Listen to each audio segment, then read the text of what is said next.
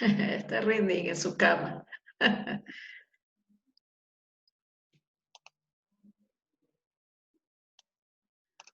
Bueno, jóvenes, buenas tardes. Reciban un cordial saludo de parte de su profesora Betty Alejo en esta semana número 12.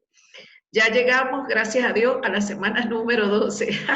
Y yo digo gracias a Dios, bueno, porque ha pasado el tiempo, es lo que quiero decir. Entonces ya queda poquito tiempo, muy poquito, para el examen final. Ya viene semana 13, 14, 15 y en la 16 es el examen final. Tienen que ir, ¿verdad? Preparándose con tiempo para que no tengan un bajón allí, ¿verdad? En el rendimiento escolar. Bueno, el tema que vamos a tratar en el día de hoy es explicar las teorías de Sigmund Freud y de Carl Jung, dos grandes personalidades, ¿verdad? Muy conocidos en el mundo y sobre todo en el mundo de la medicina y la psicología. Para esta semana van a elaborar un cuadro comparativo tomando en consideración los planteamientos que hacía Sigmund Freud y por supuesto en la otra contraparte lo que decía Jung. Para iniciar voy a pasar la asistencia, ¿verdad? Y comenzamos entonces con Camila. ¿Se encuentra? ¿Camila? Presente, profe. Bueno, ¿Cómo bienvenida, está? Camila. Muy bien, gracias a Dios. Bolaños y Ser. ¿Se encuentra Bolaños y Ser? Profe, no está, ahorita me acabo de llamar que le justifique, por favor, que está en el trabajo. Ok, como tú tienes contacto con ella, Rendín, ¿verdad? Sí. Dile que por favor me escriba mi correo personal el lunes, en la tarde, o la mañana bien temprano, para una cuestión que quiero hablar con ella, que me diga, me mande su correo, porque no lo tengo, entonces que me diga, profesora, soy yo, Bolaño, que hay una situación con ella que quiero planteárselo personalmente a ella, por supuesto. Oíste, cuento contigo. Ya, profe. Muy bien, Chacón, Jaime Fernando, ¿está? Chacón. Presente, profe. Ok, adelante. Galeas Romero Carla. Presente. Muy bien, bienvenida.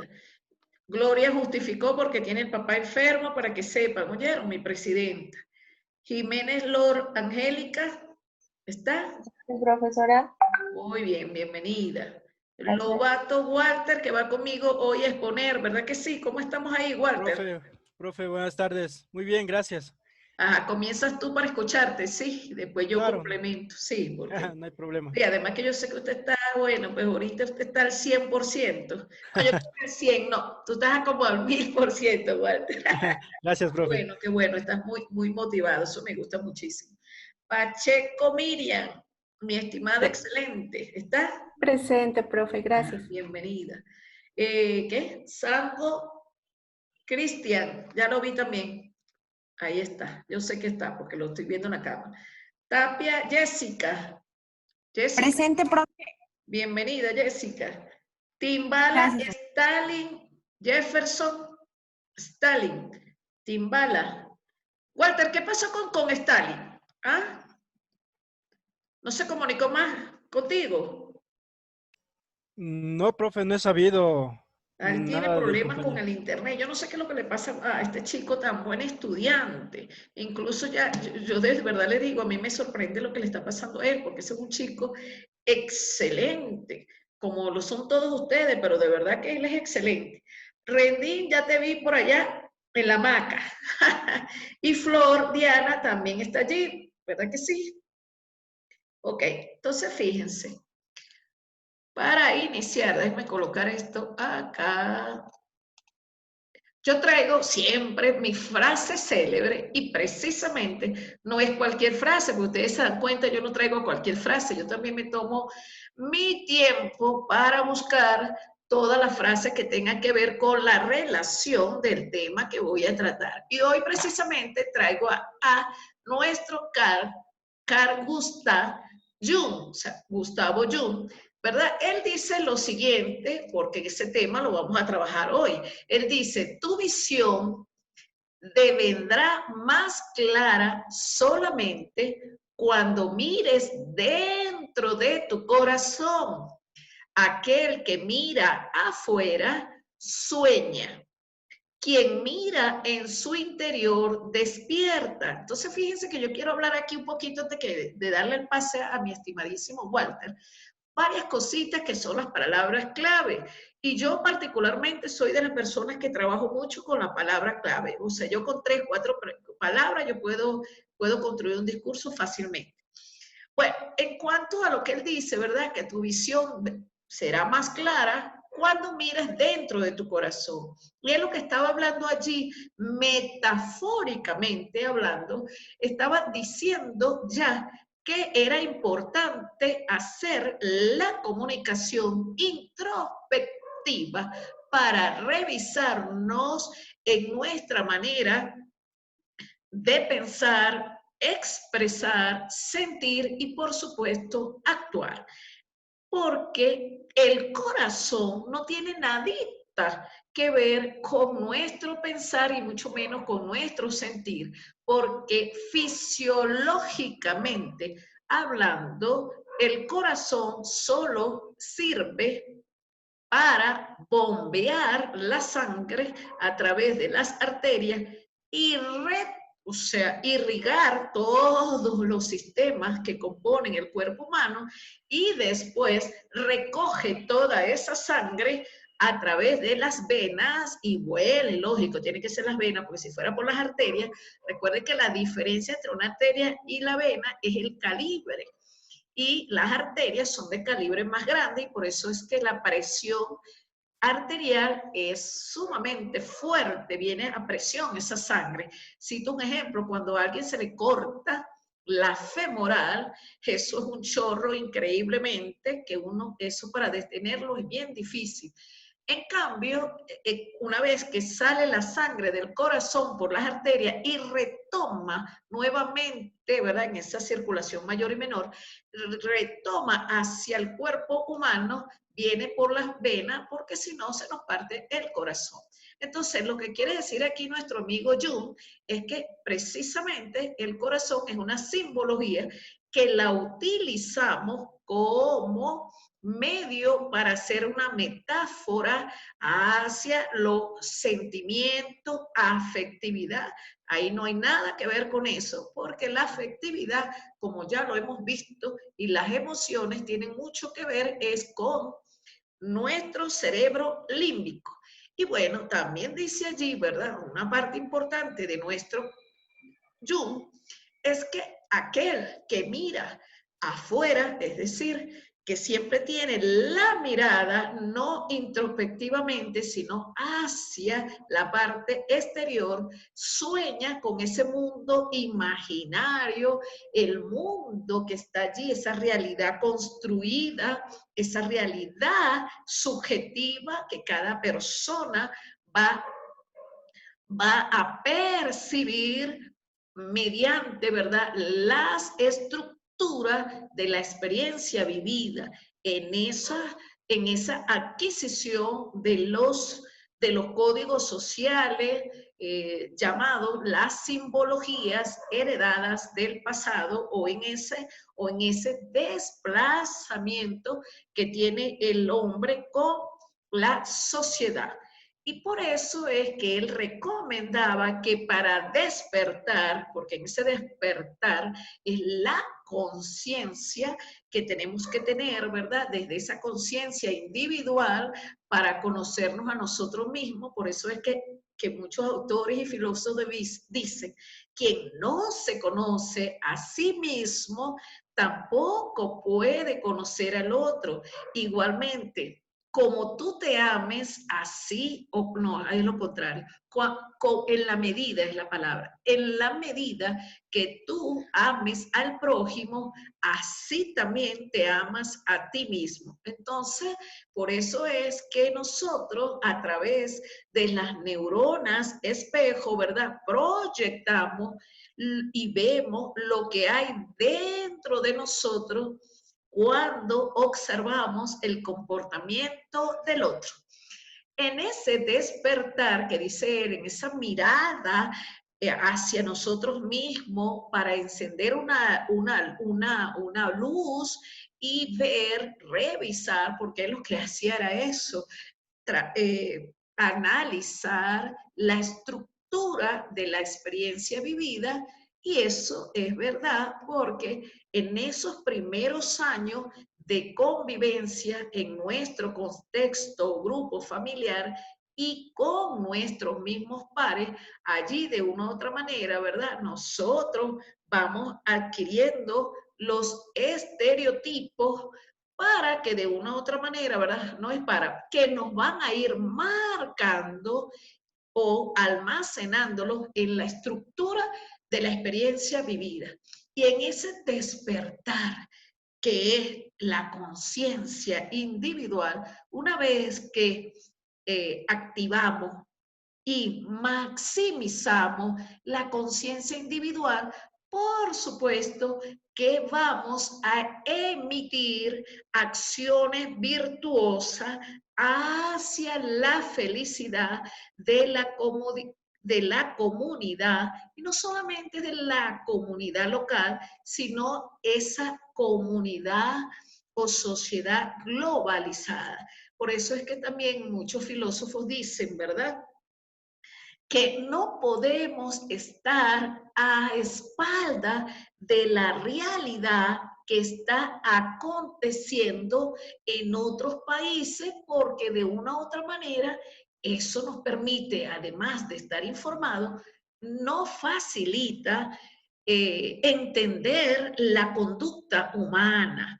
Y lo otro es que cuando hay un despertar de conciencia, nosotros seremos mejores personas y lógicamente no actuaremos ya desde una conciencia individual, sino mediante una conciencia colectiva que nos permite además un desplazamiento coherente con nuestra manera de pensar en ese mundo de las ideas, ¿verdad?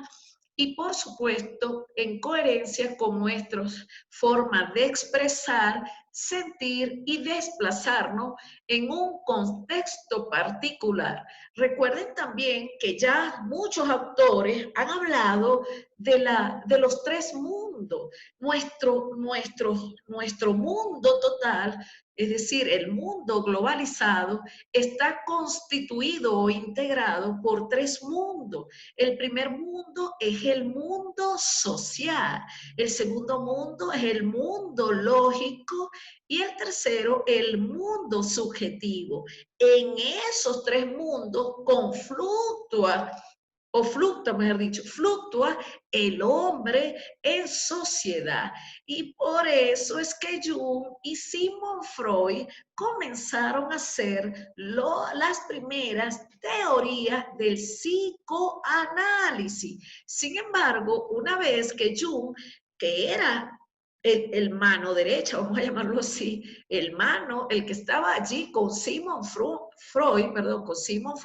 y otras personas, otros médicos, él, una vez que obtuvo, ¿verdad? Y aportó su conocimiento con Sigmund Freud, decidió separarse y crear sus propias teorías, y que por supuesto esas son las que vamos a presentar mi estimado Walter y Betty Alejo.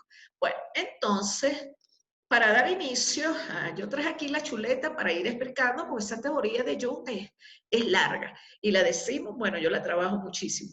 Bueno, entonces yo te voy a ceder el paso, Walter, para que montes tu presentación. Y bueno, inicia y después yo retroinformo. Fíjense que ya en esta corta introducción, además del control de asistencia, ya se nos fueron 15 minutos. Ustedes llegaron a las 2:05. Entonces ya son 15 minutos que tenemos menos. El tiempo está pasando, de verdad, yo quedo asombrada. Ahí te quité la presentación, Walter, por eso mientras tú estás cargando, yo voy hablando aquí echando unos cuenticos. El tiempo pasa. Buenas tardes, doctor. Doctora, ¿cómo estás? Soy Diana Flor, mil disculpas, recién me acabo de conectar, no quería interrumpirle antes. Ajá, Flor, bienvenida, mi amor. Está bien. Claro. Muchas gracias. Ajá, bienvenida. Lo que le estaba comentando, que el tiempo pasa rápidamente, ¿verdad? Y uno a veces ni cuenta se da. Y sobre todo en Ecuador, que estamos en la mitad del mundo y de verdad que aquí sí pasa el tiempo rápido. Entonces, ¿qué le diría yo en esto mientras Walter coloca la presentación? Bueno, le diría de verdad a mis estimados estudiantes que debemos, por eso es importante, ¿verdad?, organizar un plan de vida, porque cuando llegamos a los 60 y 65, se nos pasó el tiempo y ni cuenta nos dimos. Es importante hacer un proyecto de vida con metas a corto y mediano plazo, porque las de hacia el futuro, bueno, el futuro es hoy, entonces deben ser a corto plazo y mediano plazo. Entonces, esas metas, ¿verdad? Debemos ir jerarquizando cada una de estas intenciones que tenemos para lograr en nuestro proyecto de vida. Eso es importante que lo tengan presente. ¿Cómo va eso, Walter? Ya, profe, Ok. sí, hay como compartir la pantalla. Ajá, pero yo no la veo. Le, le comparto nomás, ya me... Ah, ok, estaba esperando por ti. Claro, sí. Yo no tengo problemas allí. Ok, Ajá, listo. ya, gracias, profe. Ah, bueno, lúzcase ahí, pues. Ya.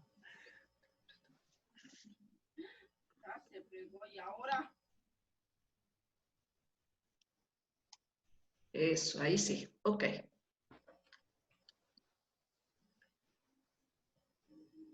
Mm,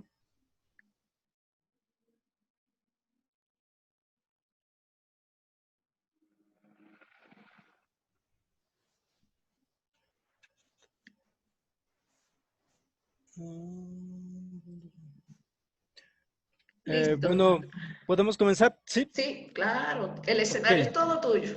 ok, muy amable, gracias, profe. Bueno, buenas tardes, compañeros, con todos. Buenas tardes, profe. El tema de exposición es teorías psicoanalíticas que comenzamos en esta semana, que es la semana 12.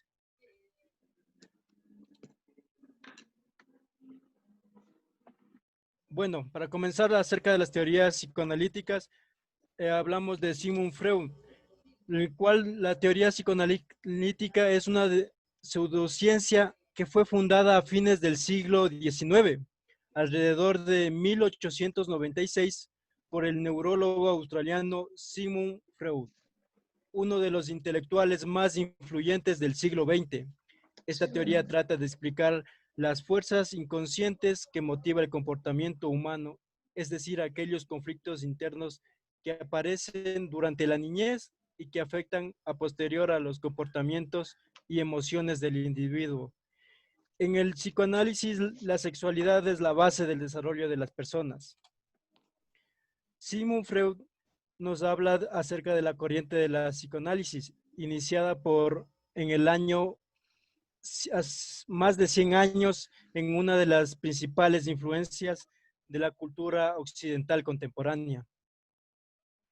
Si sus teorías sobre el funcionamiento del inconsciente han servido como influencia en muchas áreas de las humanidades y el arte, no es menos cierto que buena parte de sus planteamientos tienen que ver con la sexualidad humana, la teoría del desarrollo psicosexual, con sus distintas etapas en la plasmación de esta idea. Es por eso que históricamente ha recibido mucha atención. Tenemos acerca de la sexualidad según Freud, las etapas psicosexuales, que comienzan en la primera etapa, lo que es la oral de 1 año, la anal de 1 a 3 años, la fálica 3 a 6 años, latencia de 6 a 11 años y genital de 11 años. Vamos a comenzar con la primera, que es la oral.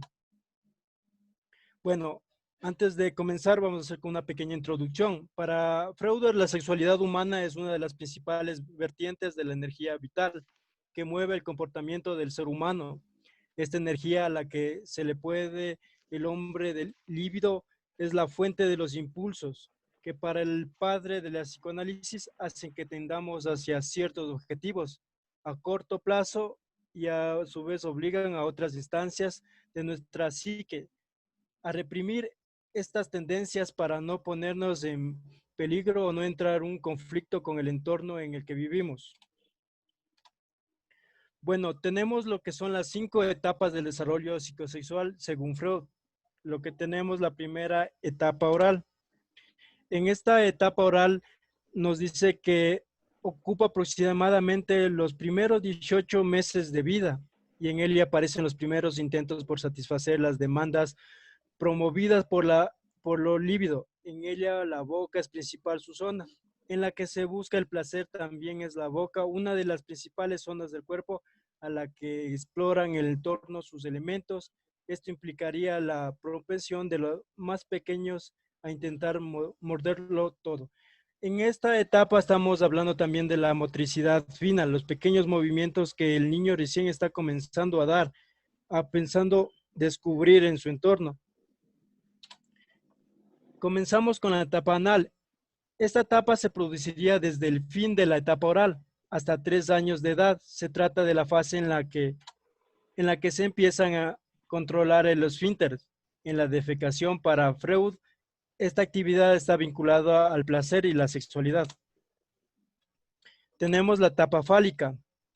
En esta etapa fase funcional entre los 3 y los 6 años y su zona erógena asociada en la de los genitales. De este modo, la principal sensación placentera sería la de orinar, pero también se originaría en esta fase al inicio de las curiosidades por las diferencias entre los hombres y mujeres, niños y niñas, empezando por las evidentes similitudes en la forma de los genitales y terminando en intereses, modos de ser y de vestir, etc. Tenemos la etapa de la latencia.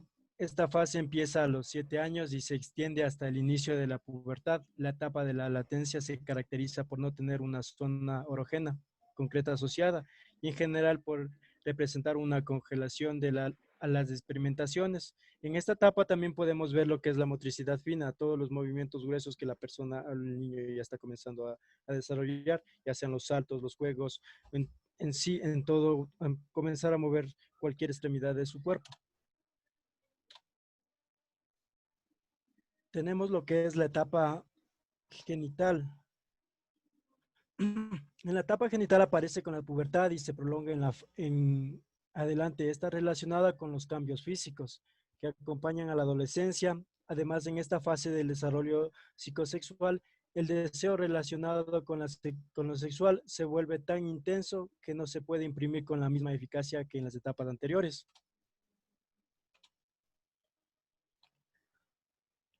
Según la teoría freudiana en el contexto, la teoría del desarrollo psicosexual puede llevar a producir cierto alarmismo si se piensa que una mala gestión de la educación de los menores durante estas fases puede dejarlas con traumas y todo tipo de trastornos. Si no se entiende bien las ideas de Freud, sin embargo, hay que tener en cuenta que en esta teoría durante fue muy bien formulada, desarrollada en un punto en el que la psicología acaba de nacer. En esta etapa, según nos habla de Freud, que pueden ocurrir trastornos en el niño que le pueden dejar secuelas en toda su vida, pueden ir acarreando traumas en toda su adolescencia. Hablamos de otro personaje bien reconocido que es Carlos Jung. Carlos Jung fue un médico, psiquiatra y psicólogo suizo del siglo XX. Es conocido por haber sido el padre de la psicología analítica, en la que plantea que la mente de una persona sana tiene el equilibrio. También nos habla principalmente en sus inicios, siguió la corriente propuesta por Sigmund Freud, llamada psicoanálisis. Incluso se pensaba que Jung iba a pensar el heredero del liderazgo en el movimiento psicoanalítico cuando desapareciera su creador. Carlos Jung creó un nuevo planteamiento, al que bautizó como psicología analítica o profunda, con la que mostró un esquema mental diferente al que había concebido Freud, en el que psicoanálisis, la estructura de Jung contenía un inconsciente colectivo y un individual, y finalmente la conciencia. estuvo atraído por los elementos psicológicos escondidos en la interpretación de los sueños, así como su relación con la mitología clásica y lo religioso. Como vemos, aquí tenemos una imagen que hace referente a lo que es la psique. Psique es, antes de comenzar, es el conjunto de capacidades humanas de un individuo. La palabra psique es de origen griego, psiche, que significa alma buena, alma humana, perdón. Esta imagen hace referente a una mariposa llamada anteriormente con ese nombre, que expande sus alas. Este es un símbolo de la psicología. Tenemos a continuación los 8 tipos de personalidad según Hume. La reflexiva extrovertida, que nos da la personalidad reflexiva extrovertida, se corresponde a una persona objetiva que basa sus acciones en la razón, solo acepta con verdades aquellas cosas que se confirman con suficiente evidencia. Tenemos también otro tipo de personalidad, es el reflexiva introvertida. Se trata de una persona con una actividad intelectual importante, pero que sin embargo tiene dificultades para relacionarse o interactuar con diferentes personas en su medio o en su ambiente.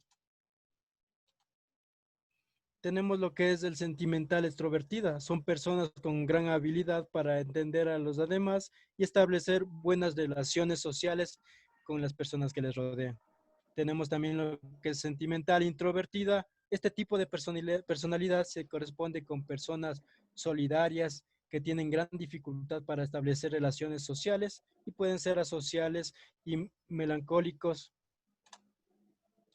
Tenemos lo que es perspectiva extrovertida.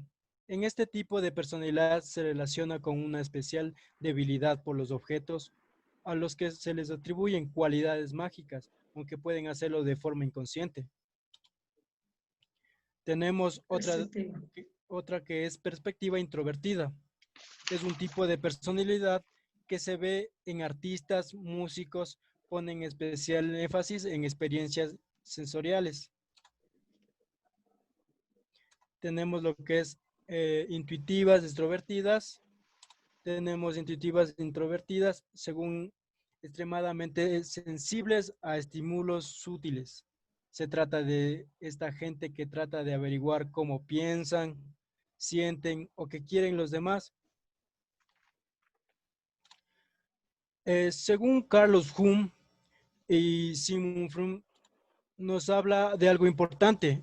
Nos habla que es una figura esencial en la historia de la psicología y fundador de su propia escuela de pensamiento dentro del campo psicoanalítico. Sus teorías han sido inspiración para autores posteriores y fuente de gran controversia durante mucho tiempo. Hume fue un discípulo de Freud, pero se distanció de este principalmente porque no estaba de acuerdo con su teoría de la sexualidad.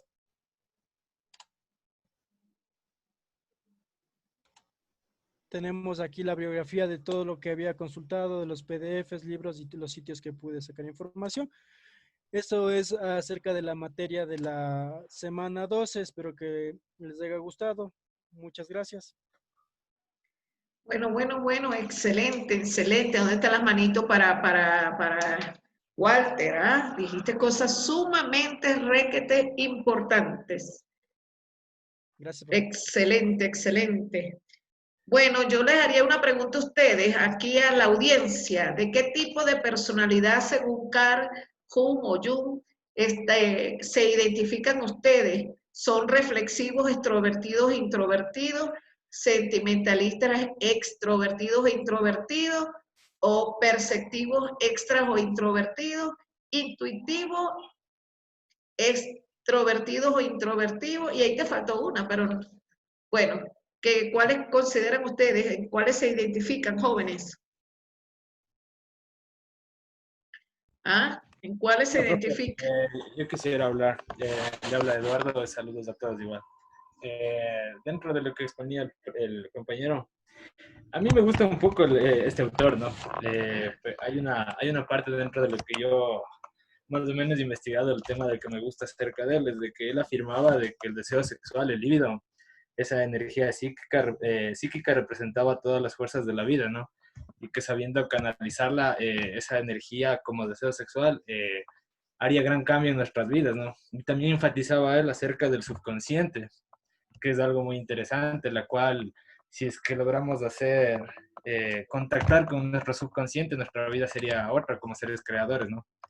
Entonces, en lo personal, yo creo que soy una persona extrovertida y felicitaciones al compañero. Eso, teacher. Qué bueno, muy buena la participación. Permíteme, Walter, para montar la mía, y por supuesto, ahorita en la medida que yo vaya explicando, te voy resaltando lo que tú has dicho, ¿sí? Excelente, Walter, de verdad.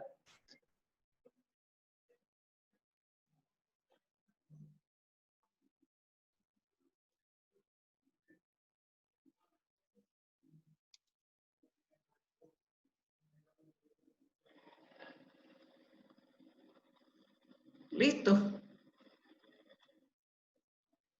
¿Me escuchas? Walter, ¿me oyes? Yo cargo el ojo como si me hubiesen dado un cariñito agresivo, ¿no? No le puedo quitar, profe. Ay, dejar. Sí, Ya, ok, ya. ya. Sí, sí. Sí, Ya. tranquilo. Ok, Ok. gracias. Vamos a cerrar aquí el chat para que nos dé más espacio también. Estaba abierto, ¿ok? Bueno, fíjense entonces lo siguiente. Yo traigo acá algunas situaciones y voy a ir, por supuesto, explicándole para complementar lo que dijo nuestro estimadísimo Walter. Bueno, si es verdad, Sigmund Freud, él ha sido un personaje en todo ese reconocimiento médico, psicológico que tuvo, ¿verdad? Psiquiatra altamente conocido. Debe ser que yo sí, que estuve haciendo unos cambios de última hora. Entonces, fíjense, aquí, ok, antes de eso. Una de las cosas que por supuesto, lo que tú dijiste, Rendín, y lógicamente Walter, Simon tiene muchas situaciones interesantes y que vale la pena como que analizarlas y profundizarlas, aunque Jung, ¿verdad? También es un autor muy poco conocido. Ahorita, más bien, a él se le está dando como que la gente se ha interesado muchísimo en su teoría, porque Sigmund Freud no dejaba espacio para nadie. Recuerden que en esos tiempos, ¿verdad? En ese siglo XIX, todavía había un control de todo lo que era la ciencia. La hay ahorita, imagínense en esos tiempos con esa mirada hacia atrás. Y para que Sigmund Freud fuera aceptado por el Círculo de Viena, porque ¿qué era el Círculo de Viena? Un círculo donde habían puros intelectuales que controlaban todo lo que tenía que ver con el avance y con la ciencia y con el conocimiento. Para que este Simon pudiera entrar, a él tuvo que hacer no solamente la primera vez, porque acuérdense que Sigmund Freud comenzó, que fue una de las situaciones que a él lo trajo, ¿verdad? Él comenzó a estudiar en un número grueso a las mujeres.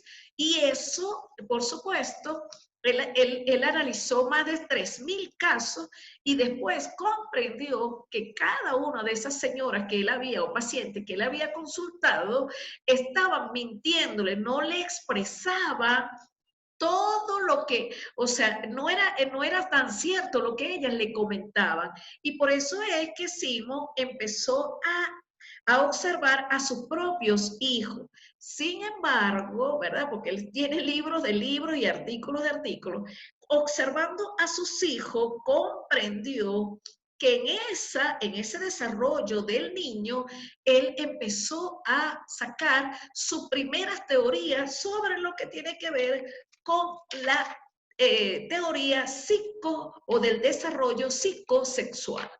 Y lo que trabajó, ¿verdad? En esa consulta, en el diván, revisando, escuchando a esas pacientes, también le permitió acuñar algunos términos como el histerismo, y por supuesto, porque él lo relacionaba con el útero y también a través del psicoanálisis, acuñó muchos términos, ¿verdad? Pero también la interpretación de los sueños. Y él decía que en esa interpretación de los sueños, lógicamente, las mujeres específicamente escondían, o sea, había un contenido allí oculto de lo que realmente quería transmitir la hembra en esa época. Y recuerden que en ese siglo XIX, o sea, finales del 18, 19, sin ver más allá, hacia atrás, sino hacia adelante, de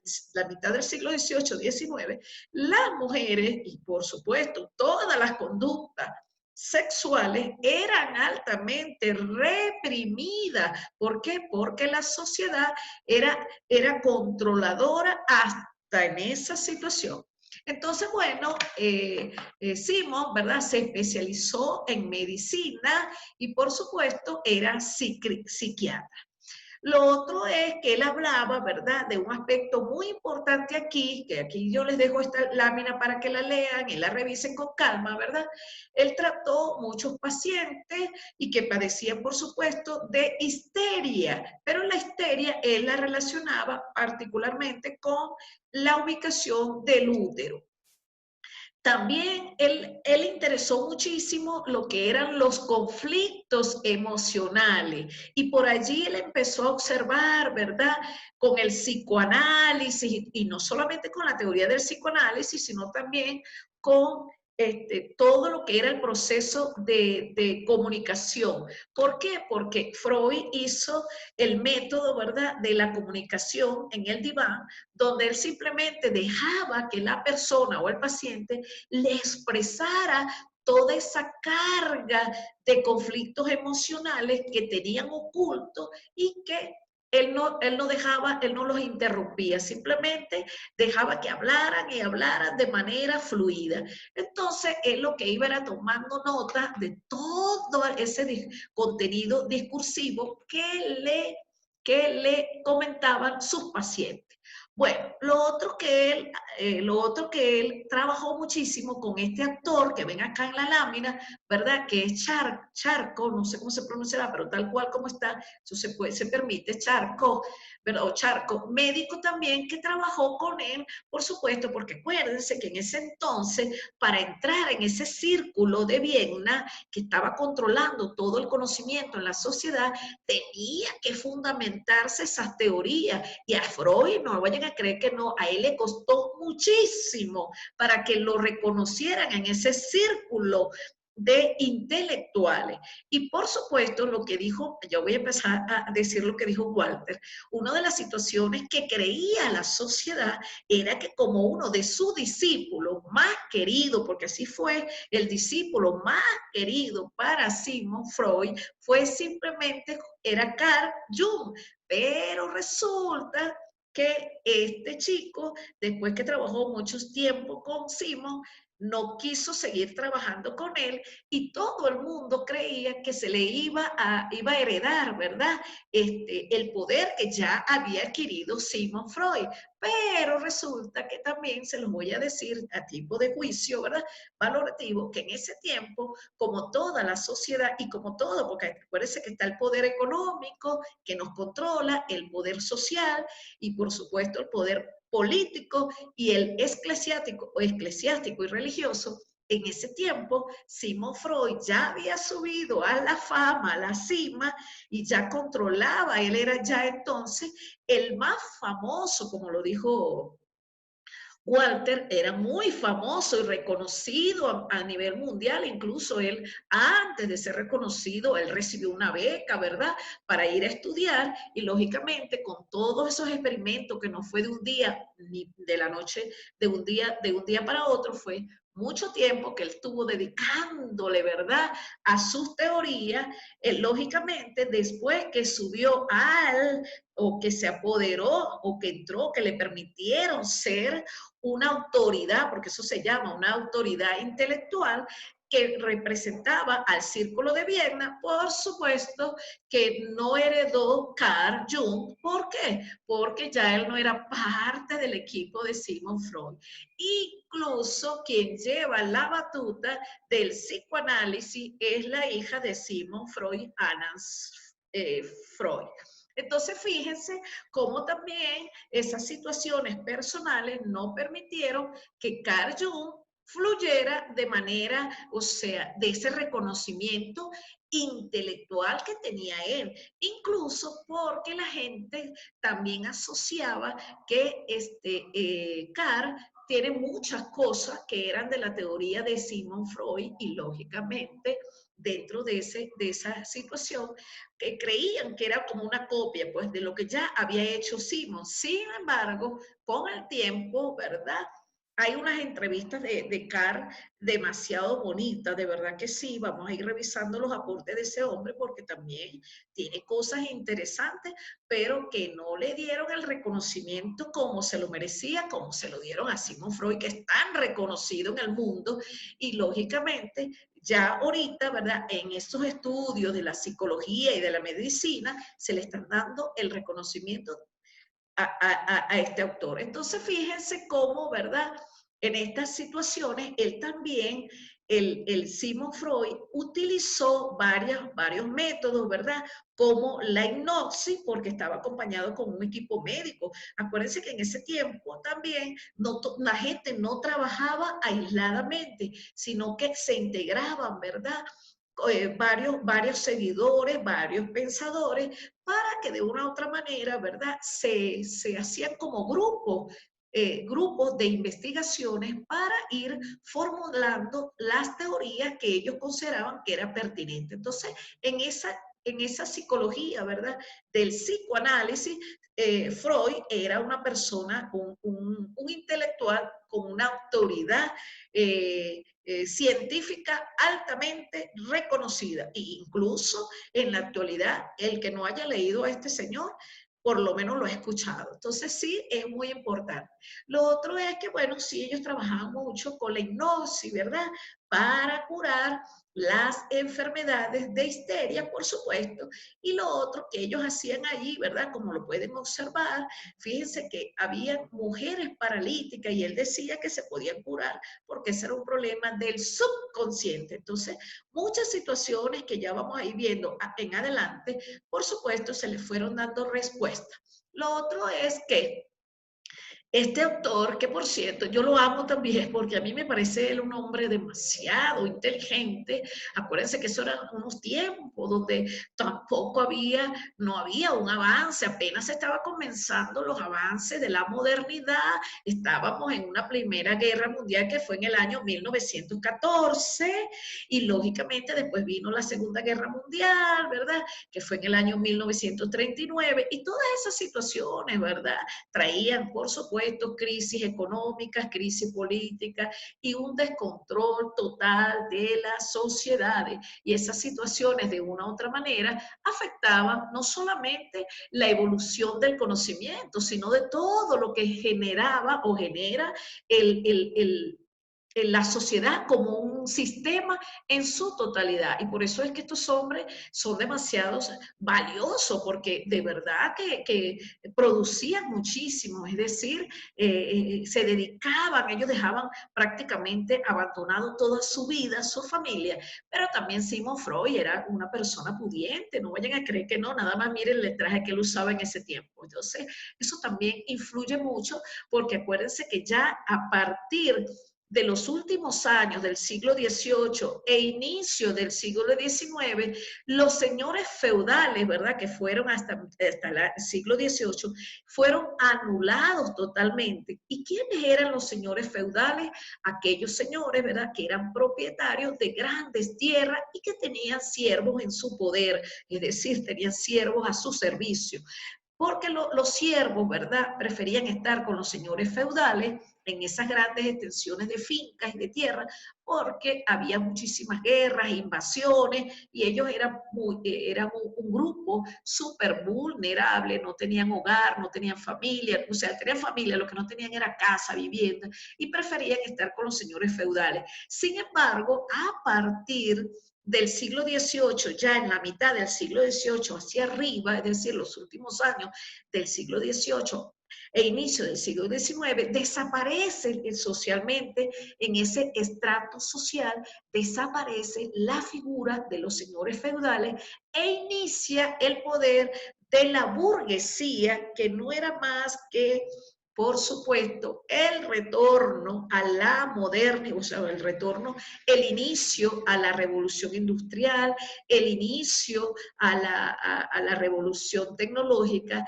y por supuesto surge también allí en esa burguesía un aspecto muy importante que fue la educación bancaria, el capitalismo y lógicamente una situación que es bien importante recordar, el clasismo. O sea, hubo una división de clase muy notoria, ¿verdad? Porque además de eso surge una nueva clase social que fue el proletariado, que eran las personas que habían venido, ¿verdad?, de otros países, que eran la mano de obra que entre esos mujeres, niños, hombres fuertes que estaban dedicados al trabajo de las grandes empresas que ya estaban surgiendo, y por supuesto las empresas textiles que comenzaron a surgir, y por supuesto esa era la mano de obra que estaba utilizada y explotada en ese tiempo. Somos explotados ahorita, imagínense, en el siglo XIX, por Dios, explotados totalmente, ¿verdad? Desamparado, pobrecito, esa sociedad, porque no había leyes que lo protegieran, y por supuesto los grandes burgueses tenían el control de la sociedad y lógicamente también el control, el poder económico, político, social, y entonces imagínense que ellos preferían estar, ¿verdad?, como siervos empezando, ¿no?, como siervos y después como trabajadores en las empresas, y de verdad que hacían los trabajos en unas condiciones tan deficientes, ¿verdad? Muchas muertes también en ese tiempo, no solamente por la guerra Primera y Segunda Guerra Mundial, porque antes de eso se vivió la guerra de los 100 años y 7 años y miles de guerras. Sin embargo, ¿verdad?, en ese tiempo las condiciones de las empresas eran tan deficientes, y las máquinas, y eran largas horas de jornadas que tenían que hacer. Imagínense, trabajamos ahorita 12 horas, que serán aquel tiempo, muchas horas de trabajo, se dormían, ellos no tenían casa donde llegar, dormían dentro de las mismas empresas, en el piso, bajo esa intemperie, el frío y el chalala. Imagínense ustedes todas esas situaciones, el desgaste físico que tenían los trabajadores, y por supuesto eran explotados al 2000%, y no solamente el varón, sino también a la hembra, ¿verdad?, que no tenía ni voz ni voto, no tenía reconocimiento, y mucho menos los niños, que lógicamente eran vistos como un adulto en miniatura que los ponían a trabajar. Entonces, ¿qué pasa? Hubo esa división entre esa nueva clase social que fue el proletariado y lógicamente los burgueses, que marcaron la diferencia entre los clasistas. Ahora bien, se preguntarán ustedes, ¿y por qué la profe nos está hablando de historia? Porque el que no conoce la historia, ¿verdad?, un poquito, tampoco va a entender la teoría que estamos hablando en el día de hoy. Entonces, fíjense cómo este personaje, Simón, ¿verdad?, hizo varios aspectos interesantes, entre los cuales les voy a describir, que ya lógicamente no voy a repetir lo que dijo Walter, porque me encantó muchísimo todo lo que tú hablaste allí, ¿verdad? Entonces yo voy a agregar algunos aspectos interesantes, entre los cuales están, él hablaba de la hipnosis, pero la hipnosis lo que llevaba al paciente era a que hiciera una asociación libre de toda esa experiencia que le había ocurrido en sus años vividos. Por eso es que lo que le estaba comentando ahorita, Simón dejaba que el paciente, él no lo interrumpía, sino simplemente de qué quieres hablar hoy. Entonces, bueno, yo quiero hablar de esta situación. Y comienza la persona a hablar y a hilar, ¿verdad?, hilar o a tejer todo, o a construir esa dialéctica, ¿verdad?, discursiva, y ahí le permitía a él ir escuchando. Lo que hacía era puro escuchar, él casi no interrumpía, sino que estaba allí escuchando, porque le interesaba era la asociación que la persona hacía desde sus recuerdos, porque eso es lo que él buscaba, los recuerdos, los sueños, ¿verdad?, para que en esa libre asociación, entonces, una vez, ¿verdad?, que él engranaba todos los elementos que le comentaban, lógicamente él hacía el diagnóstico correspondiente. Otro de los aspectos que él trabajaba, porque ¿qué pasa con la libre asociación? ¿Qué pasa con todo lo que tiene que ver con la hipnosis? Que nosotros, ¿verdad? Cuando estudiamos la conducta de la persona, no nos podemos ir solamente por la mente consciente, porque la mente consciente tapa, ¿verdad? Oculta la mente inconsciente. Y es en la mente inconsciente donde nosotros tenemos nuestras experiencias y allí, ¿verdad? La teoría transaccional y lógicamente la teoría de lo gestal están de una u otra manera, dieron en el punto clave porque es en el subconsciente o en esa mente inconsciente donde nosotros conservamos toda la experiencia de la estructura de la experiencia vivida. Y por eso es que si ustedes se ponen a ver ahorita los libros de neurociencia, los libros de muchos libros que hablan de la programación neurolingüística, la psicología positivista y el chalala, todas las que han surgido, ¿verdad? Desde el enfoque humanístico para acá, habla justamente de la mente inconsciente, no del consciente, porque consciente usted se la da de consciente, ¿verdad? Pero quien lo gobierna es la mente inconsciente. Cito un ejemplo. Fíjense cómo a veces emitimos conductas o pensamientos reactivos o conductas reactiva sin darnos cuenta. La mente inconsciente es aquella que maneja los pensamientos reactivos, los comandos reactivos y, por supuesto, todo lo que tiene que ver con los hábitos, con las costumbres, con todas esas situaciones que somos inconscientes y lo hacemos de manera sin darnos cuenta. Por eso es que la mente inconsciente tiene un papel preponderante. Incluso en la actualidad hay un autor que les recomiendo que lo revisen, que es Eduardo Ponce. Ese señor ha trabajado los libros de la mente inconsciente, es un filósofo también, por eso lo recomiendo, y es excelente porque la mente inconsciente es la que nos manda, ¿verdad? Esos comandos automáticos, porque es el pensamiento automático, reactivo, el comportamiento automático, que hacemos cosas, ay, yo no quería hacer esto, y lo hicimos sin querer queriendo. Entonces, justamente, en ese aspecto de la mente inconsciente es donde este famoso filósofo, psicólogo, médico, perdón, hizo esos avances a la psicología de mucha importancia. Incluso, ¿verdad? Cuando él estudió esta cuestión, ya no salimos de la asociación libre, ¿verdad? Y todo, fíjense ustedes, ¿qué problemón tenemos nosotros? Y vuelvo al problemón. ¿Qué problemón tenemos nosotros con esa mente inconsciente, ¿verdad? O el subconsciente. ¿Qué problema? ¿Por qué? Porque nosotros todos como seres humanos, en esa estructura de la psique, que dijo Walter, ¿verdad?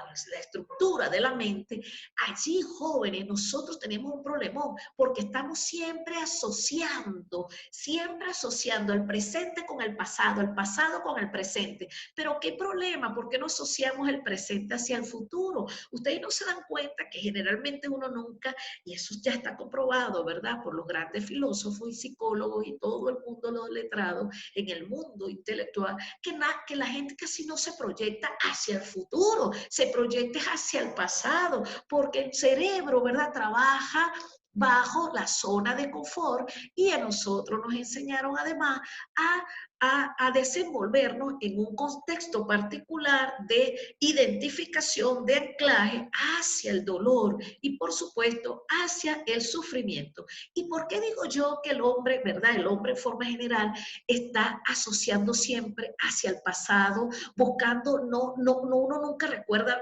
los recuerdos positivos de felicidad, sino siempre buscando, ¿verdad?, lo malo, el lado negativo de las cosas, que ya incluso se está hablando que no hay lado negativo ni positivo, sino simplemente es una visión del hombre, pero para ponerle una etiqueta a lo bueno y a lo malo, ¿verdad? Entonces, ¿qué pasa? Que en esa asociación nosotros siempre buscamos asociar los eventos, los sucesos, los acontecimientos vividos en ese pasado doloroso. ¿Por qué? Porque así nos enseñaron y ese es el problema de la mente o de la psique que está viendo siempre en asociación hacia el dolor. Porque ¿de dónde venimos nosotros históricamente hablando? Desde el sufrimiento de Jesucristo, ¿verdad? Que Jesucristo, ¿y cuántas personas además de Jesucristo no murieron en la cruz? ¿Ustedes creen que Jesucristo fue el único que murió en la cruz, en el Calvario? No, no, no. Eso era antes de él. Mucha gente ya había sido crucificada, porque esa era una manera, ¿verdad?, de castigar a las personas que eran rebeldes. Y Jesús no es que era rebelde, Jesús era un Señor, un Dios de amor, solo que en ese tiempo Él estaba muy adelantado también para todo lo que se estaba viviendo, ¿verdad? Que era el egocentrismo al 2000%. Lo otro es que nosotros estamos apegados al sufrimiento, al dolor, porque de allí venimos. Y ustedes nos ven que cuando el ser humano, fíjense cómo somos de contradictorio en esa asociación, jóvenes, que si ustedes se ponen a dar cuenta, nosotros nunca asociamos, ¿verdad? No nos enganchamos cuando alguien se gana un premio de la lotería o tiene un éxito famosísimo. No, eso no nos genera la felicidad a nosotros porque es una felicidad individual. Pero sí nos enganchamos cuando hay una situación, una catástrofe, ¿verdad? Una situación que mueva el dolor y el sufrimiento, ahí sí el ser humano va corriendo a ayudar. ¿Por qué? Porque justamente nosotros así fuimos educados y bajo ese principio de sufrimiento y dolor, lógicamente, la zona estamos mantenidos en una tipología de desenvolvimiento del ser humano. Lo otro es que en esos estudios de histeria, ¿verdad?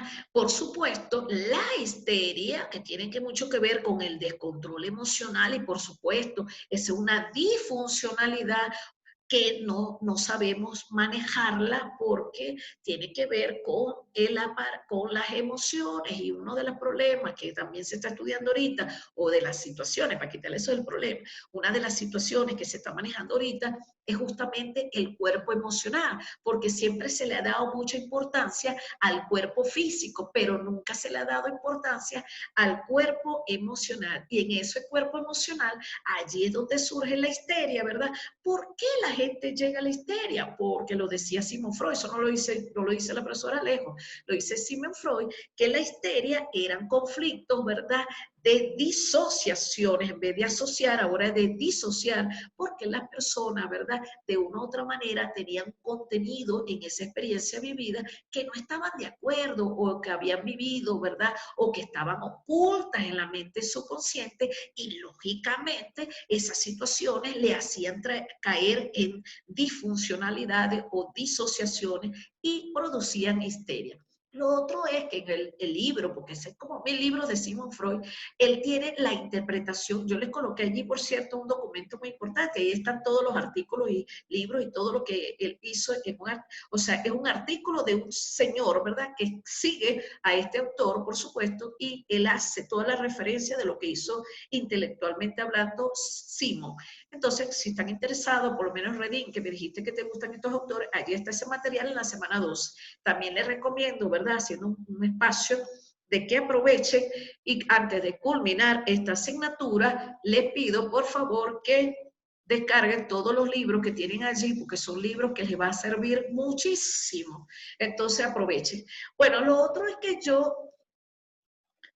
yo le diría, ¿verdad?, en ese buen sentido, es que él hizo el libro de la interpretación de los sueños. Y por supuesto, ¿qué son los sueños? Para Sigmund Freud los sueños tenían un significado, lógicamente, pero un significado que era justamente aquello que tenemos oculto o aquella experiencia que la mente subconsciente la tiene guardada o en otro aspecto, ¿verdad?, experiencias que queremos vivir y que tenemos miedo a vivirla o a enfrentar o a confrontar esas situaciones. Eso era lo que él hablaba de la interpretación de los sueños. Y la interpretación de los sueños, de verdad, sí tiene su relevancia, ¿verdad? En esta obra. Lo otro es, bueno, aquí está abajo, ¿verdad? Que la interpretación de los sueños tiene, por supuesto, un contenido manifiesto, lógicamente. Hay un contenido manifiesto y latente de ese miedo que ocultamos, porque todos nosotros, increíblemente, que también lo dijo Walter, ¿verdad? En nuestra niñez, porque ese es uno de los problemas que hemos tenido y por eso miramos hacia el pasado, porque papá y mamá tuvieron esa culpabilidad, vamos a llamarlo, que ya la culpa no es de la vaca, pero sí dejan huellas, unas huellas bien profundas en nuestro actuar, porque, ¿verdad? Nuestros padres en esa forma de educarnos, nos educan desde la mirada de ellos hacia ellos mismos, de los errores que ellos cometieron, y eso es el problema que tenemos nosotros, que vamos heredando de papá y mamá todas las experiencias que ellos tuvieron, y que tenemos nosotros que ver con la experiencia de papá y mamá si nosotros no vivimos eso y no nos tocará vivirlo. Pero también allí, ¿verdad? En esos primeros años también, con la convivencia de papá y mamá, no todos los hogares son fundamentados en la amorosidad, ¿verdad? Sino muchos niños han sido maltratados, incluso como lo dijo Walter, hay que tener mucho cuidado en ese desarrollo psicosexual, ¿verdad? Sobre todo en esa etapa de 3 a 6 años, ¿verdad? Que es la fálica, porque el niño anda en ese proceso de identificación sexual, pero no es que él tenga un contenido, una simbología del sexo para nada, ni de la sexualidad. Él simplemente, como es una etapa fálica, él anda buscando identificarse para saber por qué él tiene un pene y ella tiene una vagina, simplemente. O sea, por qué la niña tiene características propias de una niña y el varoncito tiene, ahí la diferenciación. Y por eso esa etapa fálica, lo dijo Walter, ¿verdad? Que va de los 3 a los 6 años, hay que ser muy cuidadoso. ¿Por qué?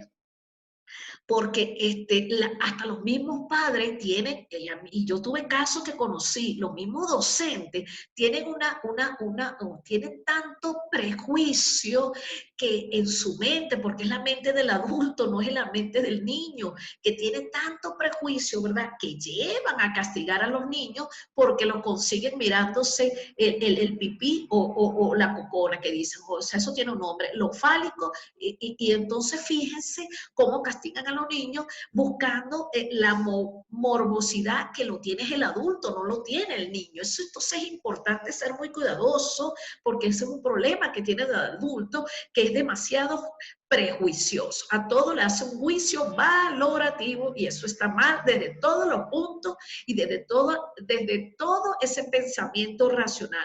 Por eso es importante, ¿verdad? Tener la mente en blanco y escuchar en mente en blanco y observar en mente en blanco sin prejuicio ni juicio valorativo.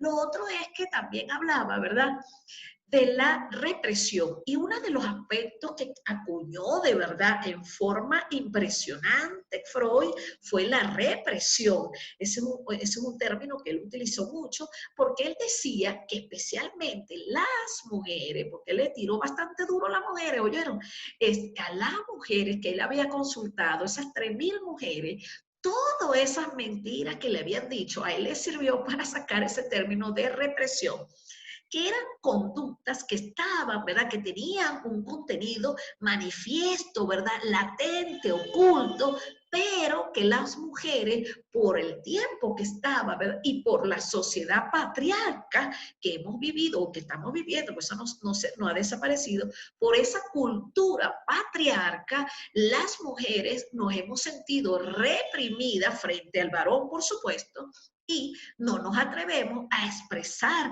nuestra función sexual, nuestra sexualidad de manera amplia, como lo hacen los varones. Usted no ve que un varón, y con el respeto de los chicos hoy, ¿verdad?, cuando le gusta una mujer se le van los ojos y le hace, aquí incluso hay, ¿verdad?, el acoso en los troles, el acoso a la mujer con la vista, el hombre además de eso. Ay, es que el hombre es una cosa seria, el varón, mejor dicho. Ese varón es muy fálico. Entonces, ellos expresan, piensan más por ese pensamiento fálico que por el pensamiento lógico. Claro, eso no es el 100%, pero casi que el 99,9%.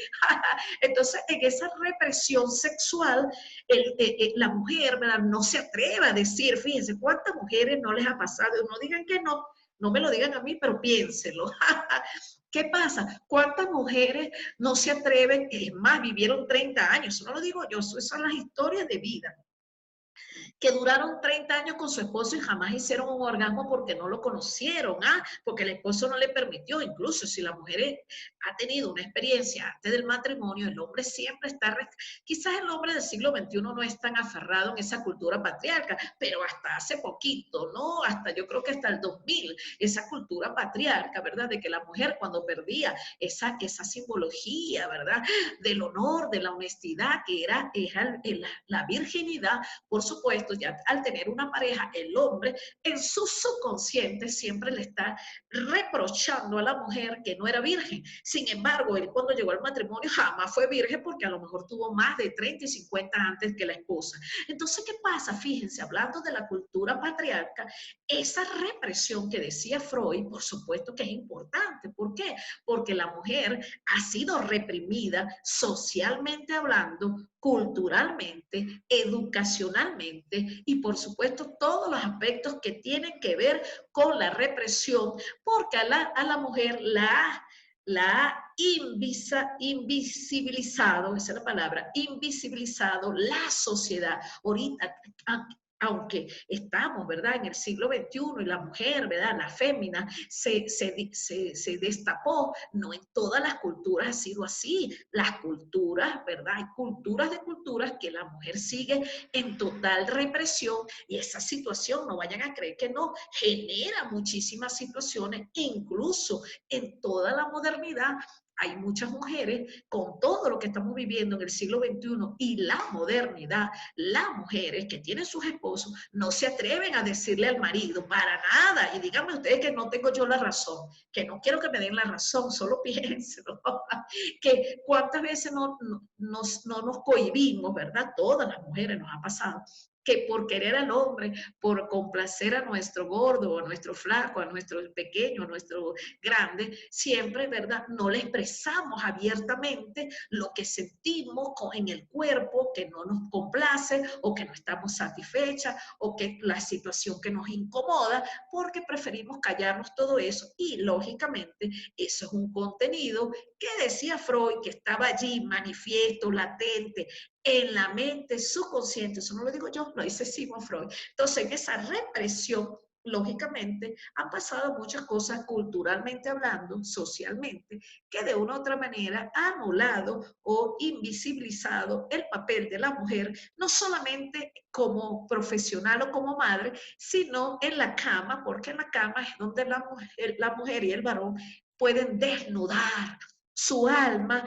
para poder decirse lo que les gusta, no les gusta, los disgusta. Pero el problema es que tampoco en esa función sexual tampoco nos complementamos con el otro porque no estamos preparados. Nuestra sociedad, aunque se diga muy moderna, todavía tiene muchos tabúes, ¿verdad? Tiene tabú, falsas creencias, errores conceptuales y mucho prejuicio, y eso lo decimos todo lo que hemos sido estudiosos de la sexualidad. Y lo otro es que en esa represión, eso también de una u otra manera va generando en esa mente subconsciente, va somatizándose todo eso, esas enfermedades psicosomáticas que muchas mujeres la conocen como histerismo, y además de eso la frustración y el resentimiento que han generado muchas mujeres porque no han podido lograr una buena cama, es decir, un orgasmo con su pareja. Por eso es que cuando uno tiene una pareja que es complaciente y que te escucha y que te consiente, hay que clonarlo de verdad y cuidarlo mucho. Lo otro es que, bueno, él también hablaba de los otros aspectos, ¿verdad? Que la sexualidad y la genitalidad. Y lógicamente Freud, yo quito la cuestión para ir viéndolo, ¿verdad? Por eso que a mí no me gusta ponerlo en grande. Pero para que ustedes lo vean mejor. En la sexualidad y la genitalidad, él también le daba mucha importancia y por eso es que él lo dijo Sigmund Freud pequeño, que fue Walter, ¿verdad? Lo dijo hoy en las etapas, lógicamente él hablaba del desarrollo psicosexual y lógicamente también hablaba de la sexualidad y por eso es que en la etapa oral, ¿verdad? El niño le encanta morder todo, ¿cierto? Le gusta todo, desde los 0 a los 18 años, todo se lo lleva a la boca y el papá caca y la mamá también detrás, pero es porque eso no es culpa del niño, es que simplemente en esa etapa, ¿verdad? Se siente ese placer de oral, ¿verdad? Que siente el niño con todos los objetos y lógicamente está relacionado con la sexualidad. Lo otro es que en esa etapa anal, que yo voy a resaltar algunos aspectos, ¿verdad?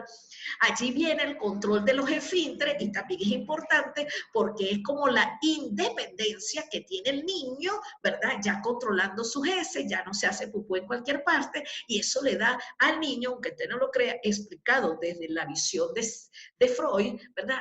Es que justamente le da una autonomía al niño, una independencia, y por eso ya él va identificándose y sintiéndose con autonomía. Imagínense ustedes lo que pensaba Simo para relacionar todo eso. Y después viene ya la fase fálica, ¿verdad? En esa sexualidad, y entonces, por supuesto, ahí hacemos una diferenciación entre lo que tiene que ver, ¿verdad? Con tu genitalidad masculina y femenina. Hay una identificación, hay una caracterización, una diferenciación que todo, y eso despierta, ¿verdad? La imaginación en estos niños, y por eso es que ustedes no lo crean, los niños son más pilas que nosotros mismos, son mini niños, los niños son mini adultos, perdón. Y lo otro es que en esa identificación, ¿verdad?, fálica, se despierta la curiosidad y por eso el medio de internet en esta época, los niños no dicen nada, pero se meten cuando papá y mamá no están para averiguar, indagar más sobre esta parte fálica, porque ya un niño a los 3 años, 6 años, hace rato, niños de 5 años hablan mejor que nosotros y andan por ahí con el internet y con su teléfono y con su computadora. Entonces también allí lo digo yo, ¿verdad? Que nosotros tenemos que abrir la mente, los ojos, los oídos, para tener plasticidad cerebral, porque si nosotros nos quedamos en ese modelo tradicional de mente estructurada, cuadrada, limitada, como observador limitado, lógicamente no vamos a comprender ese mundo vivido que tiene el niño del siglo XXI, que no lo tenía el del siglo XIX, mucho menos el siglo XX. Y uno de los problemas que suceden, y se lo digo porque es así, porque yo era consultora de algunos profesores, y cómo es posible que los docentes eran los que se escandalizaban por situaciones que son tan manifiestas, tan simples en los niños, y nosotros somos el que le damos la complejidad porque es nuestro juicio valorativo que hacemos con relación a estas etapas. Y ya Walter decía, hay que tener cuidado porque estamos manejando mal las teorías. Lo otro es que, por supuesto, en esa sexualidad, allá en la genitalidad, recuerden que nosotros nos diferenciamos, aunque nos creamos, hay mujeres que se creen varones y varones que se creen hembras. La genitalidad del varón es diferente totalmente a la de la mujer, aunque el varón lo opere. No. ¿Por qué? O a la mujer, porque nuestra genitalidad estamos constituidos hasta cerebralmente hablando, ¿verdad? Desde el hipotálamo tenemos una carga hormonal que es totalmente diferente de uno al otro, por supuesto. Y lo otro es que, allí cuando lo dijiste tú, mi Walter Simon, dijo también, ¿verdad?, lo que tiene que ver con la pubertad, la genitalidad, la latencia. Bueno, en esa etapa, ahí se desarrolla, por supuesto, el apetito sexual, la pulsión sexual. El problema que decía Carr en contra de Simon es que Sigmund Freud todo lo relacionaba con la energía sexual. Y allí decía Carr que la energía sexual también puede ser espiritual. Y para Simon, no, nada espiritual. Él decía que eso era placer, simplemente la diferencia entre uno es que uno se fue hacia la espiritualidad y el otro hacia la funcionalidad, es decir, como también era médico, ¿verdad? Él le daba, era la función tal cual como tienen la genitalidad y la sexualidad. Ahora bien, imagínense ustedes la complicación que hemos tenido en ese concepto tan pequeño, ¿verdad? Que es la sexualidad. La sexualidad, todo el mundo que le hable a usted, pregunte a 1000 personas qué es la sexualidad, todo el mundo se va con el sexo. Y la sexualidad no es el sexo, ¿verdad? La función, porque también está mal el sexo. El sexo es la diferenciación anatómica y fisiológica que nos distingue del varón a la hembra. Ese es el sexo. En cambio, la función sexual, como le explica Simon y Bianco, ¿verdad? Fernando Bianco, que también es médico, la función sexual, y yo le llamo el ejercicio sexual, porque es un ejercicio, y también está explicado, hay una función sexual, pero también hay un ejercicio sexual. Si usted, ese es como el apetito, si usted come poquito, ese estómago se le va a poner pequeñito. Si usted no activa el ejercicio sexual, tampoco va a tener apetito sexual y lógicamente no le va a provocar. Y por eso es que muchas mujeres cuando llegan a cierta edad, la edad madura, ¿verdad? Ya pasando los 40 para arriba, dicen, no, a todo lo asocian, ¿verdad? Fíjense, lo asocian con los hijos, con todo lo familiar, porque han dejado ese rol de ser mujer, ¿verdad? En esa función sexual y lógicamente para activar o no activar el ejercicio sexual. Entonces también, fíjense, yo cuando iba a los congresos decían los grandes reconocidos padres de la sexualidad decían, no, es que eso es así. A mujeres que van a la cama lo decían abiertamente. ¿Y qué les ocurre? Están pensando en los hijos, en los problemas económicos y por eso es que no disfrutan en la función, el ejercicio sexual. Entonces, el ejercicio sexual es como el apetito sexual. Mientras más coma, más quiere comer. Y mientras no haga, tampoco le provoca y por eso es. Y en cuanto a la sexualidad, que es lo que yo quiero llegar, la sexualidad es un elemento sistemático, es decir, sistémico, mejor dicho, sistémico, que integra no solamente el placer de la función sexual, sino también el placer oral, ¿verdad? El placer de defecar, todas estas etapas que lo había dicho ya Walter, pero también la sexualidad es erótica sexual, es decir, que con los ojos, ¿verdad? Usted también puede disfrutar y todo, no solamente ese placer sexual, sino el placer de la vida, el placer de estar libre, ¿verdad? La sexualidad es todo, es holística, es decir, integra no solamente la parte física, sino también la psicológica, la afectiva, la actitudinal y, por supuesto, espiritual.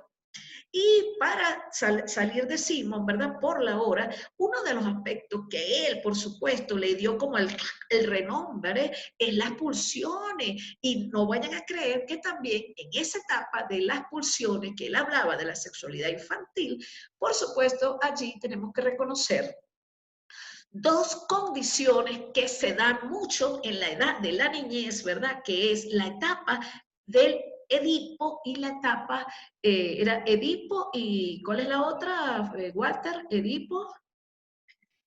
Y Electra. Ay, el Electra, ajá. Entonces, ¿qué pasa? En el Edipo es cuando hay el enamoramiento del niño hacia la madre, ¿verdad? Y en el Electra es cuando el niño se enamora de, ¿cómo es la cosa? De la niña se enamora del padre, es así, la Electra, es del padre. Entonces, ¿qué pasa?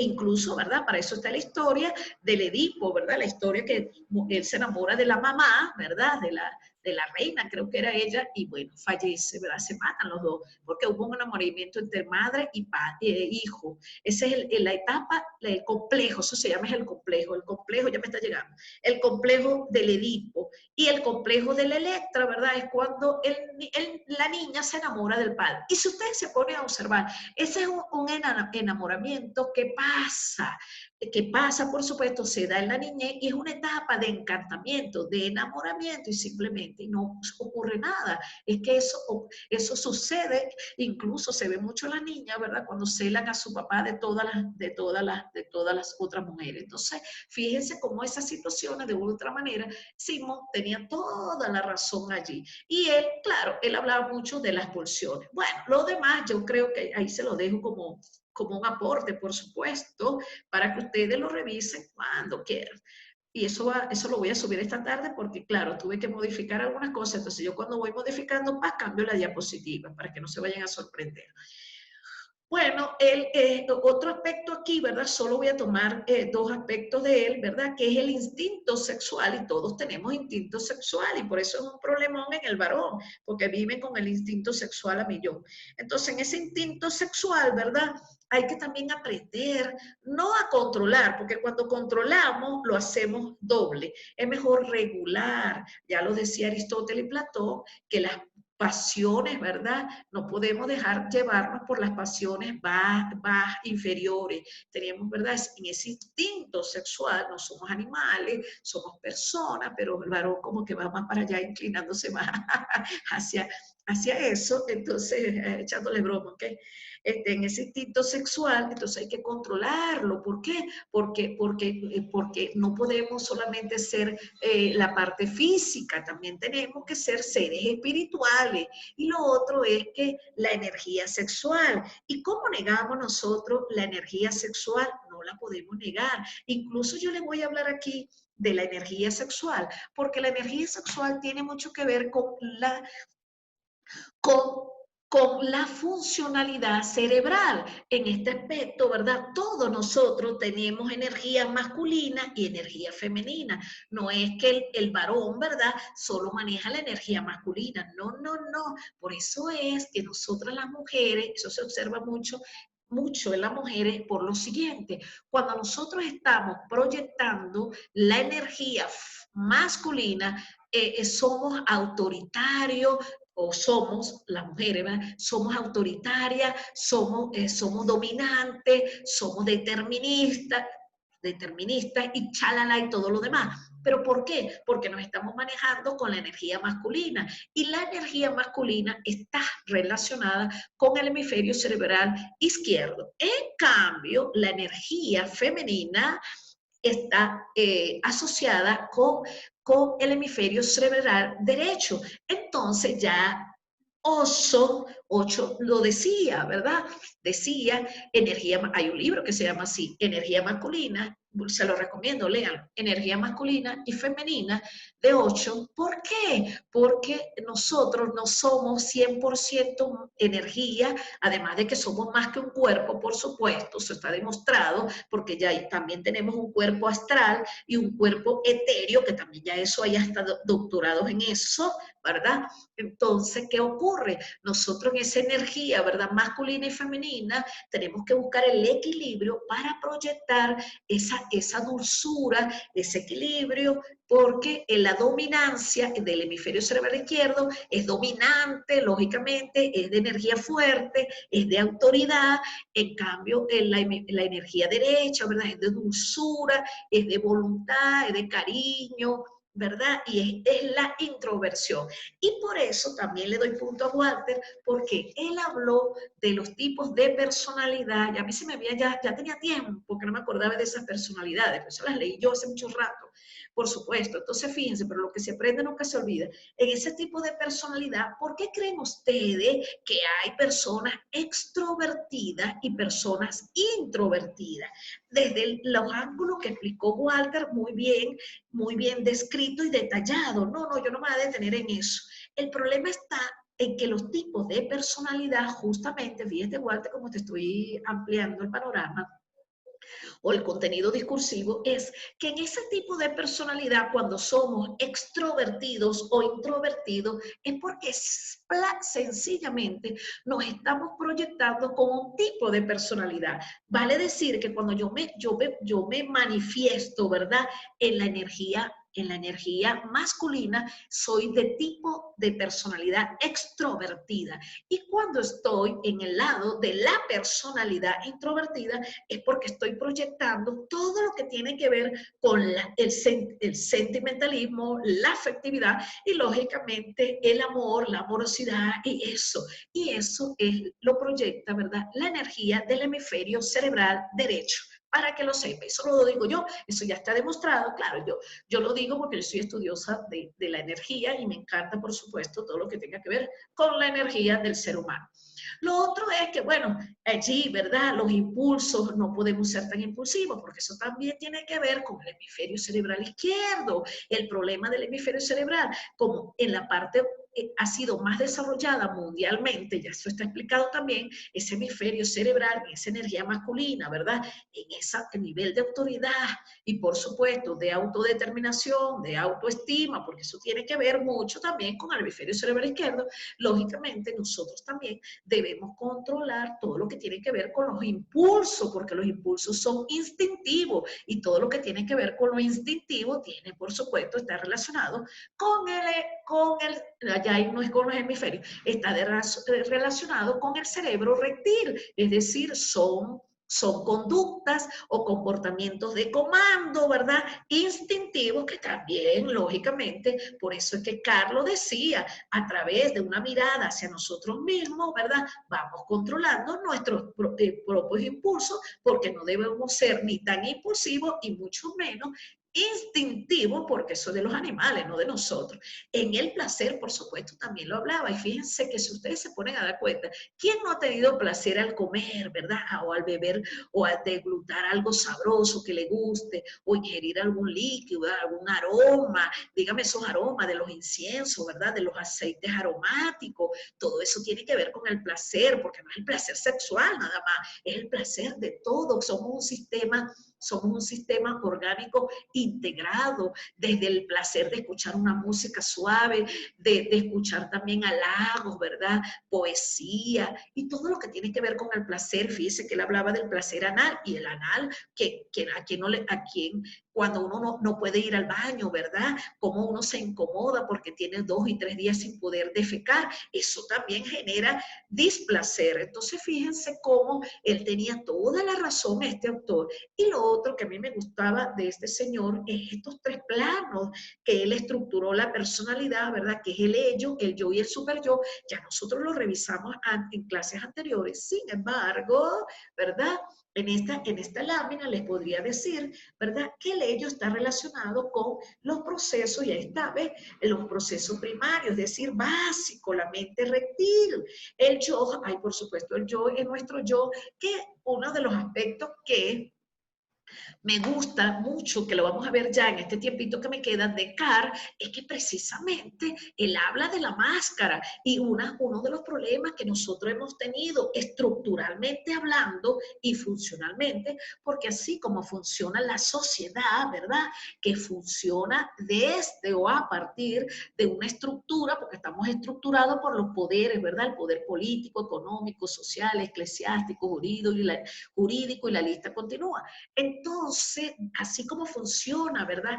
Ya eso lo explicó la sociología, así como funciona la sociedad, así mismo estamos nosotros estructurados, y por eso es que nosotros, el verdadero yo, que lo decía Sigmund Freud, no sale. ¿Por qué? Porque es el normado, está normado por los códigos sociales que no nos permite vivir nuestra propia realidad, ser auténtico y mucho menos confrontar con el mundo externo, porque siempre habrá, ¿verdad?, las personalidades que nos van a señalar en un estereotipo que ya está creado, por supuesto. Y lo otro es el super yo. En ese super yo, también, ¿verdad? Él habla muchísimo, porque el super yo ya lo decía este autor, bueno, ahorita me llega, que le hablaba de Nietzsche, ya me llegó, el Nietzsche.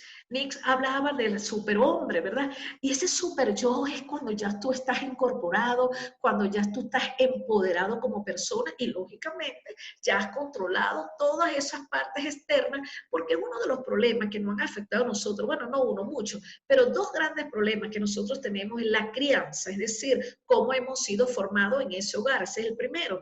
Y por supuesto, si estamos desde una convivencia de amorosidad o lo contrario, desde una convivencia de agresividad, de frustraciones, de rabia, de donde nos tratan mal, y todo eso genera disfuncionalidades psíquicas y lógicamente enfermedades psicosomáticas más tarde o más más temprano, ocultas por la mente subconsciente.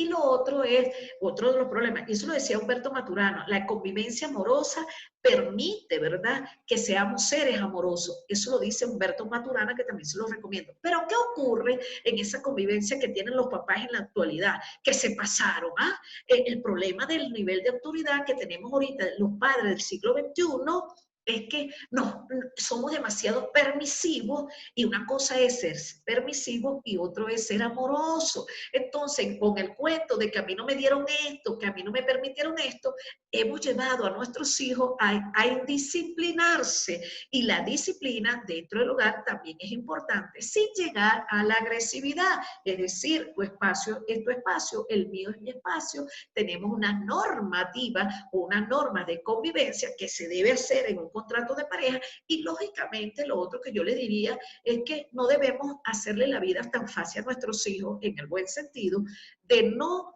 darle todo a los hijos, que ellos también vean, ¿verdad?, que todo genera, ¿verdad?, un esfuerzo, no solamente físico, sino de dinero, para que no se acostumbren a las cosas fáciles. Y por eso es que ahorita, si ustedes ven toda la literatura que hay de los padres del siglo XXI, los hijos son los que tienen la autoridad y los padres son gobernados por los hijos. Qué cosa tan impresionante, y eso es porque hemos perdido el control de autoridad. Y uno de los problemas que nosotros no sabemos, y eso también está demostrado, es que no hay control de autoridad. Es decir, en ese contrato de pareja entre papá y mamá y hijo, no sabemos implementar lo que es el contrato del nivel de autoridad. Y en el nivel de autoridad, cuando papá dice una cosa, se respeta, pero cuando la mamá dice otra, no se respeta, y cae en contradicción entre la mamá, el papá, y por supuesto, si está la abuela, la nana y todos los demás, imagínense la locura de ese contrato de convivencia. Hasta ahora, jóvenes, ¿qué les ha parecido? ¿Qué quieren agregar? Cuéntenme, ¿está clarito? ¿Está oscuro? Cuéntenme. Quiero escuchar.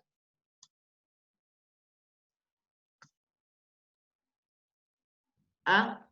Profe, buenas tardes. Les saluda Eduardo. Saludos a los compañeros y compañeras igual.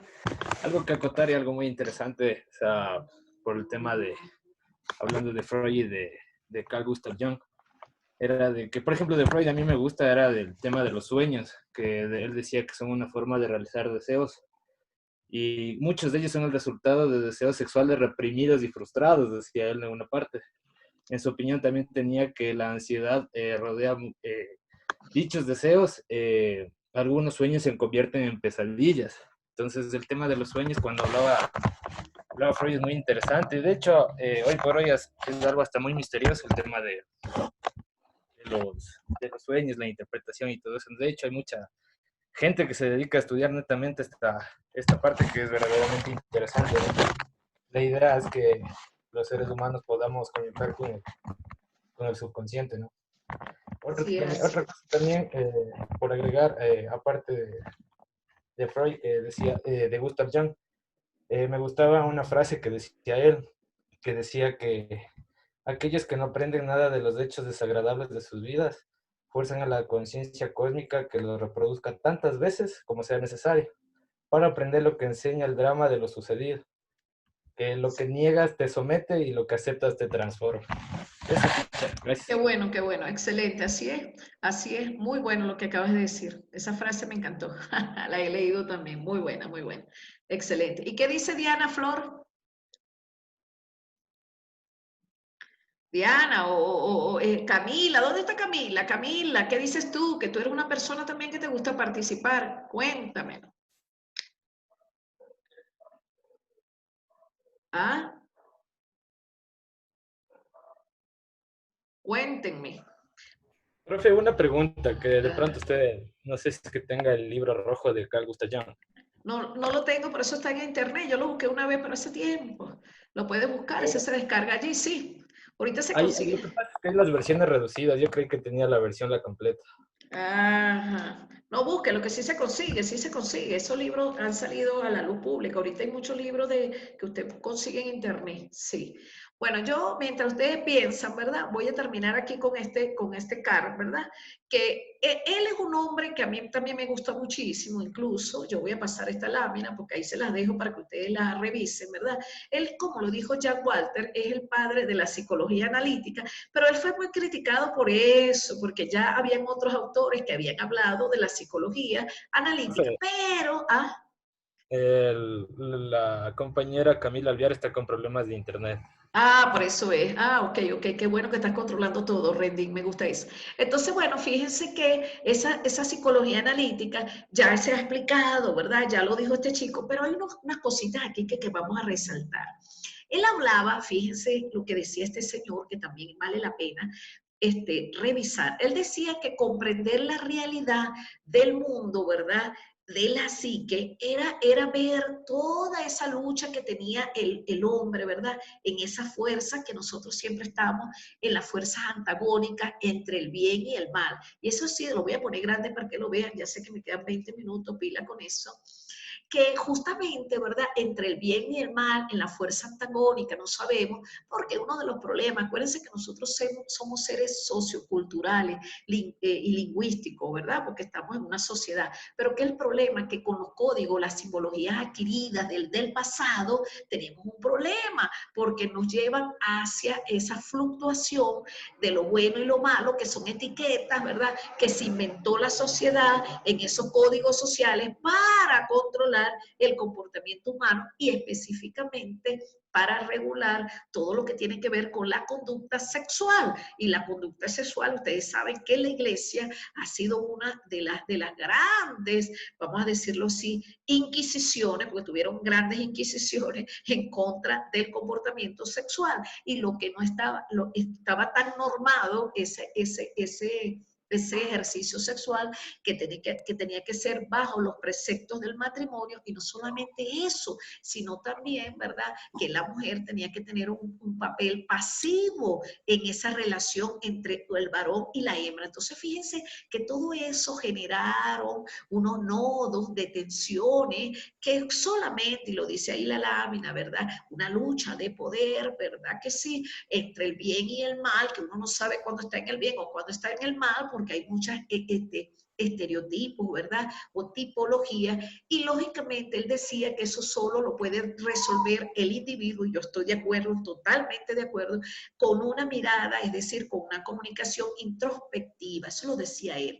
Lo otro también que hablaba Jung, bueno, como sea, Carl Jung, él decía que la psique, ¿verdad?, es un sistema que nos permite autorregularnos, y por supuesto, fíjense que no decía autocontrolarse, no, es de regulación, porque la regulación, ¿verdad?, nos permite fluir, y en esa fuerza constante entre lo que yo quiero, como yo, en mi yo personal, y no en el yo social, entonces hay una lucha, una fuerza constante de contradicción, de tendencias opuestas, que nos hace de verdad colocarnos diferentes máscaras. ¿Y cuánto no ha sido así, jóvenes? Ustedes saben que es así, que preferimos callarnos o preferimos fingir que todo está bien o ocultar en nuestra mente subconsciente para no llevar toda esa lucha, ¿verdad?, contra los parámetros establecidos por los códigos sociales impuestos por la burguesía y, por supuesto, por la iglesia.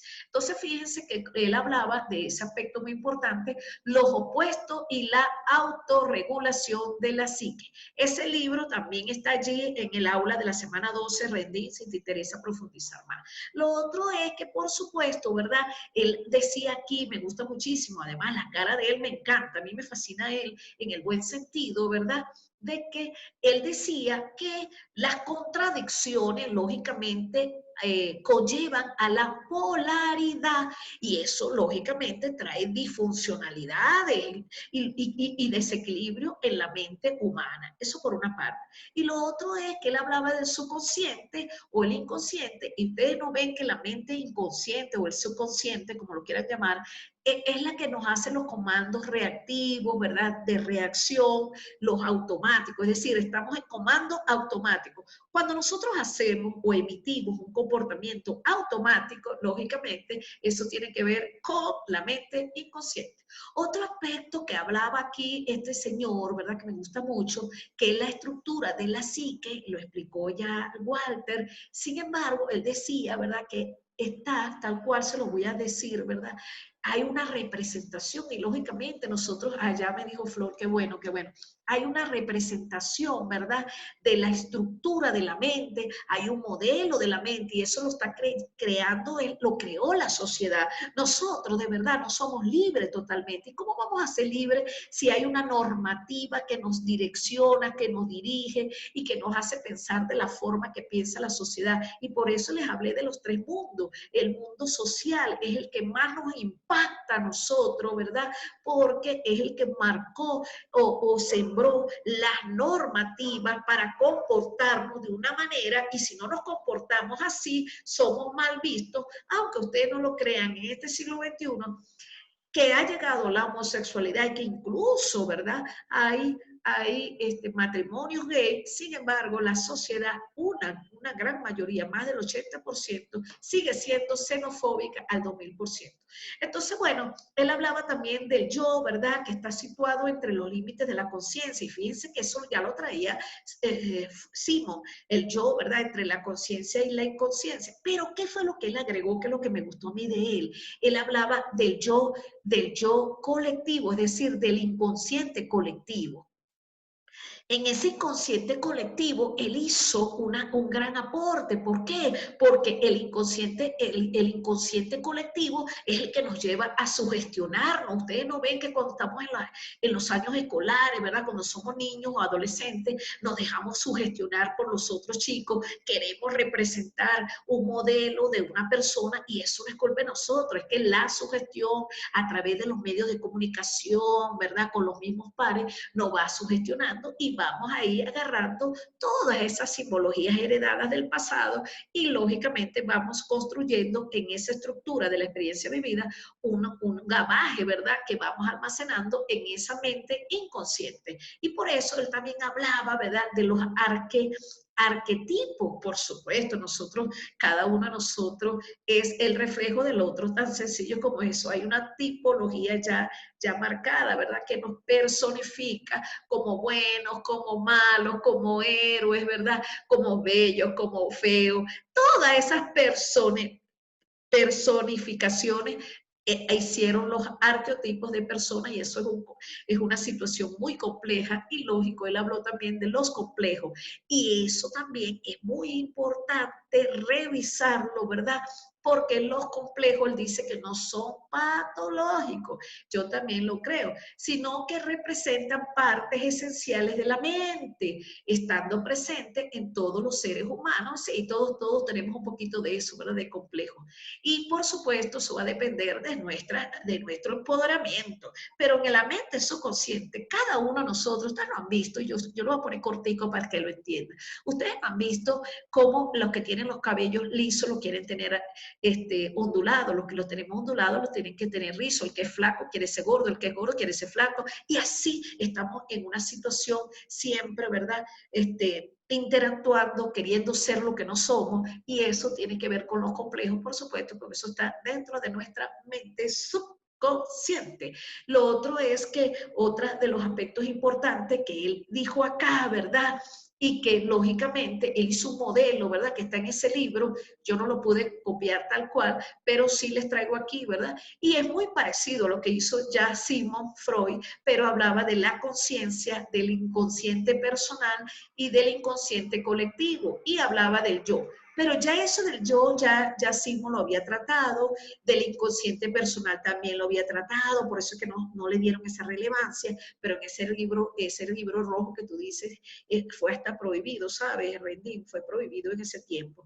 Y lo otro es que el inconsciente colectivo, eso sí fue un aspecto muy importante que él agregó, y de verdad que sí hay un inconsciente colectivo, porque cada uno de nosotros tiene un gabaje, ¿verdad? Un pasado cultural. Ay, ojalá que no lo tuviéramos, de verdad, como vivió Tarzán, que él solo vivía con los animales, como los animales no tienen ningún problema porque no piensan. Entonces, lógicamente, esa cultura, toda esa herencia, y a Eduardo Ponce se lo recomiendo, a Flora, a Rendín, a todos los que quieran en esa onda, porque Eduardo Ponce, ¿verdad? Ponce, él decía, ¿verdad?, que esa simbología heredada del pasado nos ha llevado culturalmente a tener una personalidad colectiva, y no debería ser así, porque yo me tengo que parecer a Juan o a Pedro si yo no quiero ni siquiera parecerme a ellos. Pero ese es uno de los problemas que tiene la colectividad, ¿verdad? Que hizo un estereotipo y eso nos afectó directa o indirectamente. Lo otro es que él agregó también, ¿verdad?, los arquetipos, y en esos arquetipos, por supuesto, ¿verdad?, lo voy a leer tal cual, es una manera esquemática podría pensarse, ¿verdad?, en los arquetipos, esas especies de imágenes que potencian. Y bueno, ¿qué es lo que yo quiero decir con ese arquetipo? Bueno, el arquetipo es simplemente, ¿verdad?, es un modelo, una estructura que nos hace ser o proyectar una imagen que está dentro de nosotros o no dentro de nosotros, fuera de nosotros, es una representación que hacemos. Y es uno de los problemas porque él agregó allí entonces lo que él hablaba de la máscara, y eso me sorprende mucho a mí. Y él dice lo de la máscara, eso está aquí atrás entonces. En lo de la máscara es porque así somos nosotros, aunque no lo creamos. Nosotros en la mente inconsciente tenemos más información, pero la mente consciente, porque nosotros lo estamos haciendo, le tapamos, ¿verdad? Tapamos ese contenido de esas experiencias vividas. Pero ¿qué ocurre con lo que él decía de la máscara? A mí me gusta mucho esa parte de él, de la máscara, porque él consideraba que nosotros en nuestra sociedad vamos adquiriendo, ¿verdad?, un arqueotipo o una representación, y por supuesto utilizamos diferentes máscaras en la sociedad. Y es verdad, ¿cuántos de nosotros, bueno, quizás nosotros somos los más saludables porque esta generación va a ir cambiando, está siendo un salto cuántico, y lógicamente jamás seremos como nuestros padres, y nuestros padres sí son como los de ellos, pero nosotros no, y nuestros hijos jamás, eso lo pueden escribir, nuestros hijos jamás serán como nosotros. Entonces llevarán una parte simbólica, ¿verdad? Pero en la modernidad y en la etapa contemporánea, que ya estamos ahorita en la etapa contemporánea, pegada con la modernidad, vinculada, mejor dicho, lógicamente nuestros hijos serán diferentes totalmente, porque vienen de una generación de tecnología, de apertura, estamos en una era digital, donde ellos se comunican, ¿verdad? Donde no hay frontera, no hay limitaciones para la comunicación, y mucho menos para acceder al conocimiento, y nunca serán como nosotros, llevarán una carga hereditaria a un 30%, por supuesto, que eso está demostrado, genéticamente un 30%, pero en el estilo de vida llevarán un 10% de nosotros, pero en los procesos cognitivos, les estoy seguro, porque están impactados por la tecnología, por la era digital, y lógicamente no van a ser como nosotros. Por eso es que nadie aprende con experiencias ajenas, los aprendizajes siempre no serán nunca tampoco malas experiencias, sino son experiencias, por eso son aprendizajes, ¿verdad? Para mejorar, para hacernos más resistentes, para, como lo digo yo, para sacar lo más bonito que hay dentro de nosotros en esas profundidades y superar nuestros propios límites. Por eso es que los aprendizajes son importantes, porque nos enseñan a superar nuestros propios límites. Lo otro es que lo de la máscara, que me gusta, no sé dónde está en tanta letra, pero ahí está, si lo consiguen, que una de las situaciones que él decía justamente de la máscara, ¿verdad?, es que nosotros en las sociedades representamos, eso es lo que él quería decir, representamos muchos roles, y también, por supuesto, asumimos muchos compromisos en esa sociedad que a veces de verdad dejamos de vivir, dejamos de sacar nuestro propio yo o nuestro super yo, y lógicamente al final del cuento, cuando llegamos a ser ya ancianos, nos arrepentimos porque estuvimos apegados al estereotipo que impregnó o estampó o etiquetó nuestra sociedad. Y eso es uno de los graves problemas que tiene el modelo social, porque el modelo social también impactó al hombre o al individuo, ¿verdad? De una manera que nosotros mismos nos desconocemos porque no nos conocemos, porque no bajamos, como lo decía Carl, a las profundidades de nuestro ser. Y en la única manera de poder proyectarnos como seres diferentes, como seres de trascendencia, los seres de trascendencia, lógicamente esas situaciones nos van a llevar de una u otra forma a hacer una mirada hacia nosotros mismos en un regreso para convivir con nuestra especie y de vuelta a la humanidad, que es lo único que está pidiendo a grito nuestra sociedad. De vuelta a ti, de vuelta a la especie, de vuelta a la humanidad. Lo otro que, para ir cerrando, ¿verdad? Allí también les dejo esta lámina donde él habla con el trabajo con las personas y la sombra, y bueno, él simplemente lo que quería era eso, ¿verdad? Trabajar todo lo que tiene que ver con el mismo psicoanálisis, que tiene que acercarse a conocer todas las experiencias que ha vivido la persona, porque uno de los problemas que tenemos es que asociamos siempre el pasado con el presente, y eso ha sido un problema de verdad, porque no nos deja ser. Por eso es que todos los autores del siglo XXI recomiendan soltar, ¿verdad? Equivocarse, porque somos seres humanos, estamos dispuestos a eso, a aprender, a desaprender, a tener plasticidad cerebral y lógicamente a saber que como seres humanos no somos perfectos, pero somos perfectibles. Eso quiere decir que cada día podemos ser mejores y en esa conciencia, ¿verdad? Que cuando a mí me preguntaban mis alumnos, pero profesora, ¿qué es la conciencia? Yo lo resumo así. La conciencia es cuando tú te miras a tu propio espejo, pero no viendo el espejo, sino viéndote a ti mismo. Allí, cuando tú encuentras el espejo de tu alma, entonces ya tú tienes conciencia. Así lo veo yo, lo conceptualizo. Entonces, ¿qué pasa en esa conciencia? ¿Verdad? En el mundo exterior nos hicieron ponernos una máscara de lo que es y tapar nuestra mente subconsciente y lógicamente nuestro verdadero yo. En el mundo exterior nos hizo mucho daño, ¿saben? Estamos representando papeles que no nos agradan, asumiendo roles que no nos corresponden y lógicamente allí a él se le está dando una gran importancia. Les dejo, por supuesto, esta lámina para que la revisen con calma. Incluso allí están los libros. En esta semana 12 hay varios documentos de él muy importantes. Él también decía que el trabajo, ¿verdad? Allí está, pero que ese trabajo, ¿verdad? Porque es conocernos, es profundizar, es ver nuestra energía, cómo nos estamos proyectando, y lo que tú dijiste ahorita, Rending, es una cosa tan importante.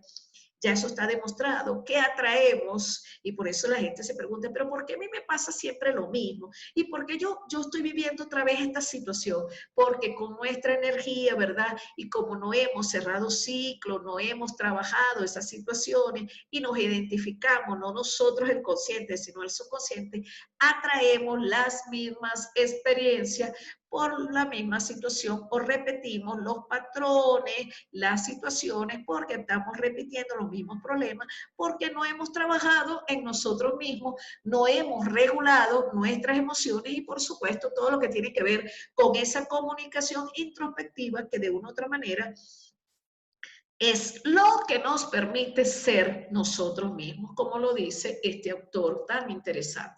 Bueno, jóvenes, son las 3:57. Pensé que no nos iba a alcanzar el tiempo, pero por Dios, Dios es grande y poderoso, es omnipotente y está en cada uno de nosotros, porque nosotros somos perfectos, porque Dios es perfecto y nosotros somos obra y gracia del Espíritu Santo. Entonces, les pregunto, ¿qué les pareció el tema? ¿Está clarito? ¿Está oscuro? ¿Todo perfecto? ¿O qué opinan ustedes en 3 minutos? Cuéntenmelo todo. Yo, profe, ¿cómo está? Sabe que sí me pareció bastante interesante lo que han dialogado el día de hoy. Algunas, se puede decir, a quitar algunas dudas que tal vez se pudo haber tenido, ya que la comparativa que yo tenía de Carl Jung con Freud, sí eran varias dentro de las diferencias que se pueden marcar, ¿no? Entonces, eso quería más bien preguntarle a usted dentro de las diferencias del psicoanálisis, se puede decir en la base que dieron ambos. Por ejemplo, yo tengo aquí una duda dentro de lo que es el complejo.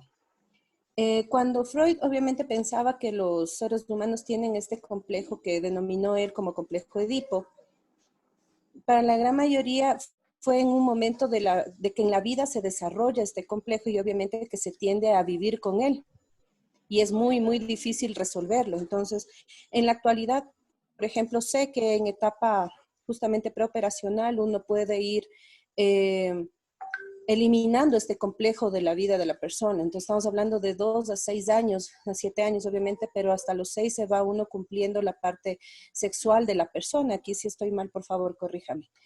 Y en cambio, Jung, él creía que los complejos en el ser humano son infinitos y que era muy difícil ir comprobando, analizando desde lo que eran los sueños, inclusive de los pacientes, algo así. Entonces, por ejemplo, en esta diferencia que puede marcar Carl Jung con Freud dentro de lo que es el complejo, los complejos en sí, como lo dice Jung, ¿qué opina usted? Disculpe que le haga la pregunta tan abiertamente.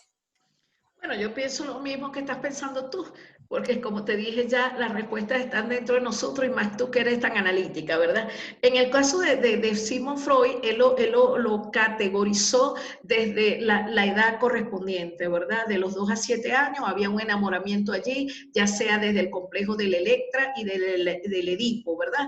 Entonces eso lo veía Sigmund Freud. En cambio, Carl, ¿verdad? Ya lo veía como un complejo de toda la vida y lógicamente nosotros como seres sistemáticos, personas muy complejas, porque la mente humana es muy compleja, yo lo vería desde ahí, a partir de nuestra mente, de esa estructura de la psique, nosotros podemos ir regulando, y él lo decía, la autorregulación de todo nuestro proceso, ¿verdad? Para manejar cada uno de estas complejidades que representa la mente humana. Yo lo cortaría ahí cortico, simplemente.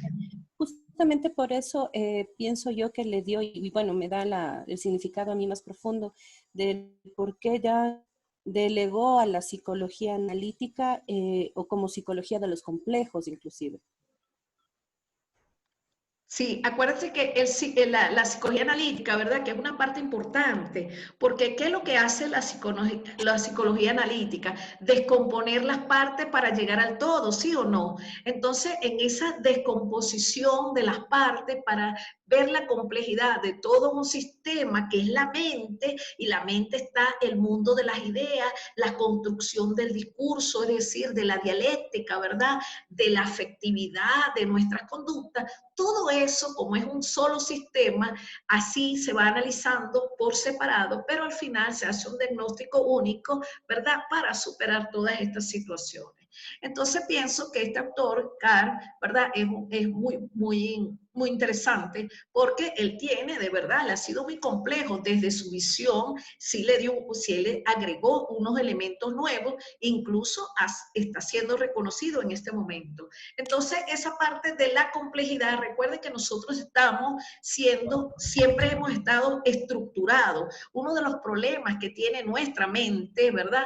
Es que nos manejamos con estructura y las estructuras vienen por la herencia de la simbología. ¿Y qué son las simbologías? Todos esos conceptos, ¿verdad? Que hemos aprendido con mamá y papá y lógicamente en la interacción con el otro, con nuestros mismos pares, en la socialización, allí vamos adquiriendo esa simbología y todo eso va generando de una u otra manera elementos que vamos integrando en nuestra estructura cognitiva y eso es lo que él llamaba, pues las estructuras cognitivas va haciendo un estereotipo de persona, un prototipo y eso va generando, por supuesto, elementos de engranaje para nuestro pensar, expresar, sentir, actuar y, por supuesto, trascender.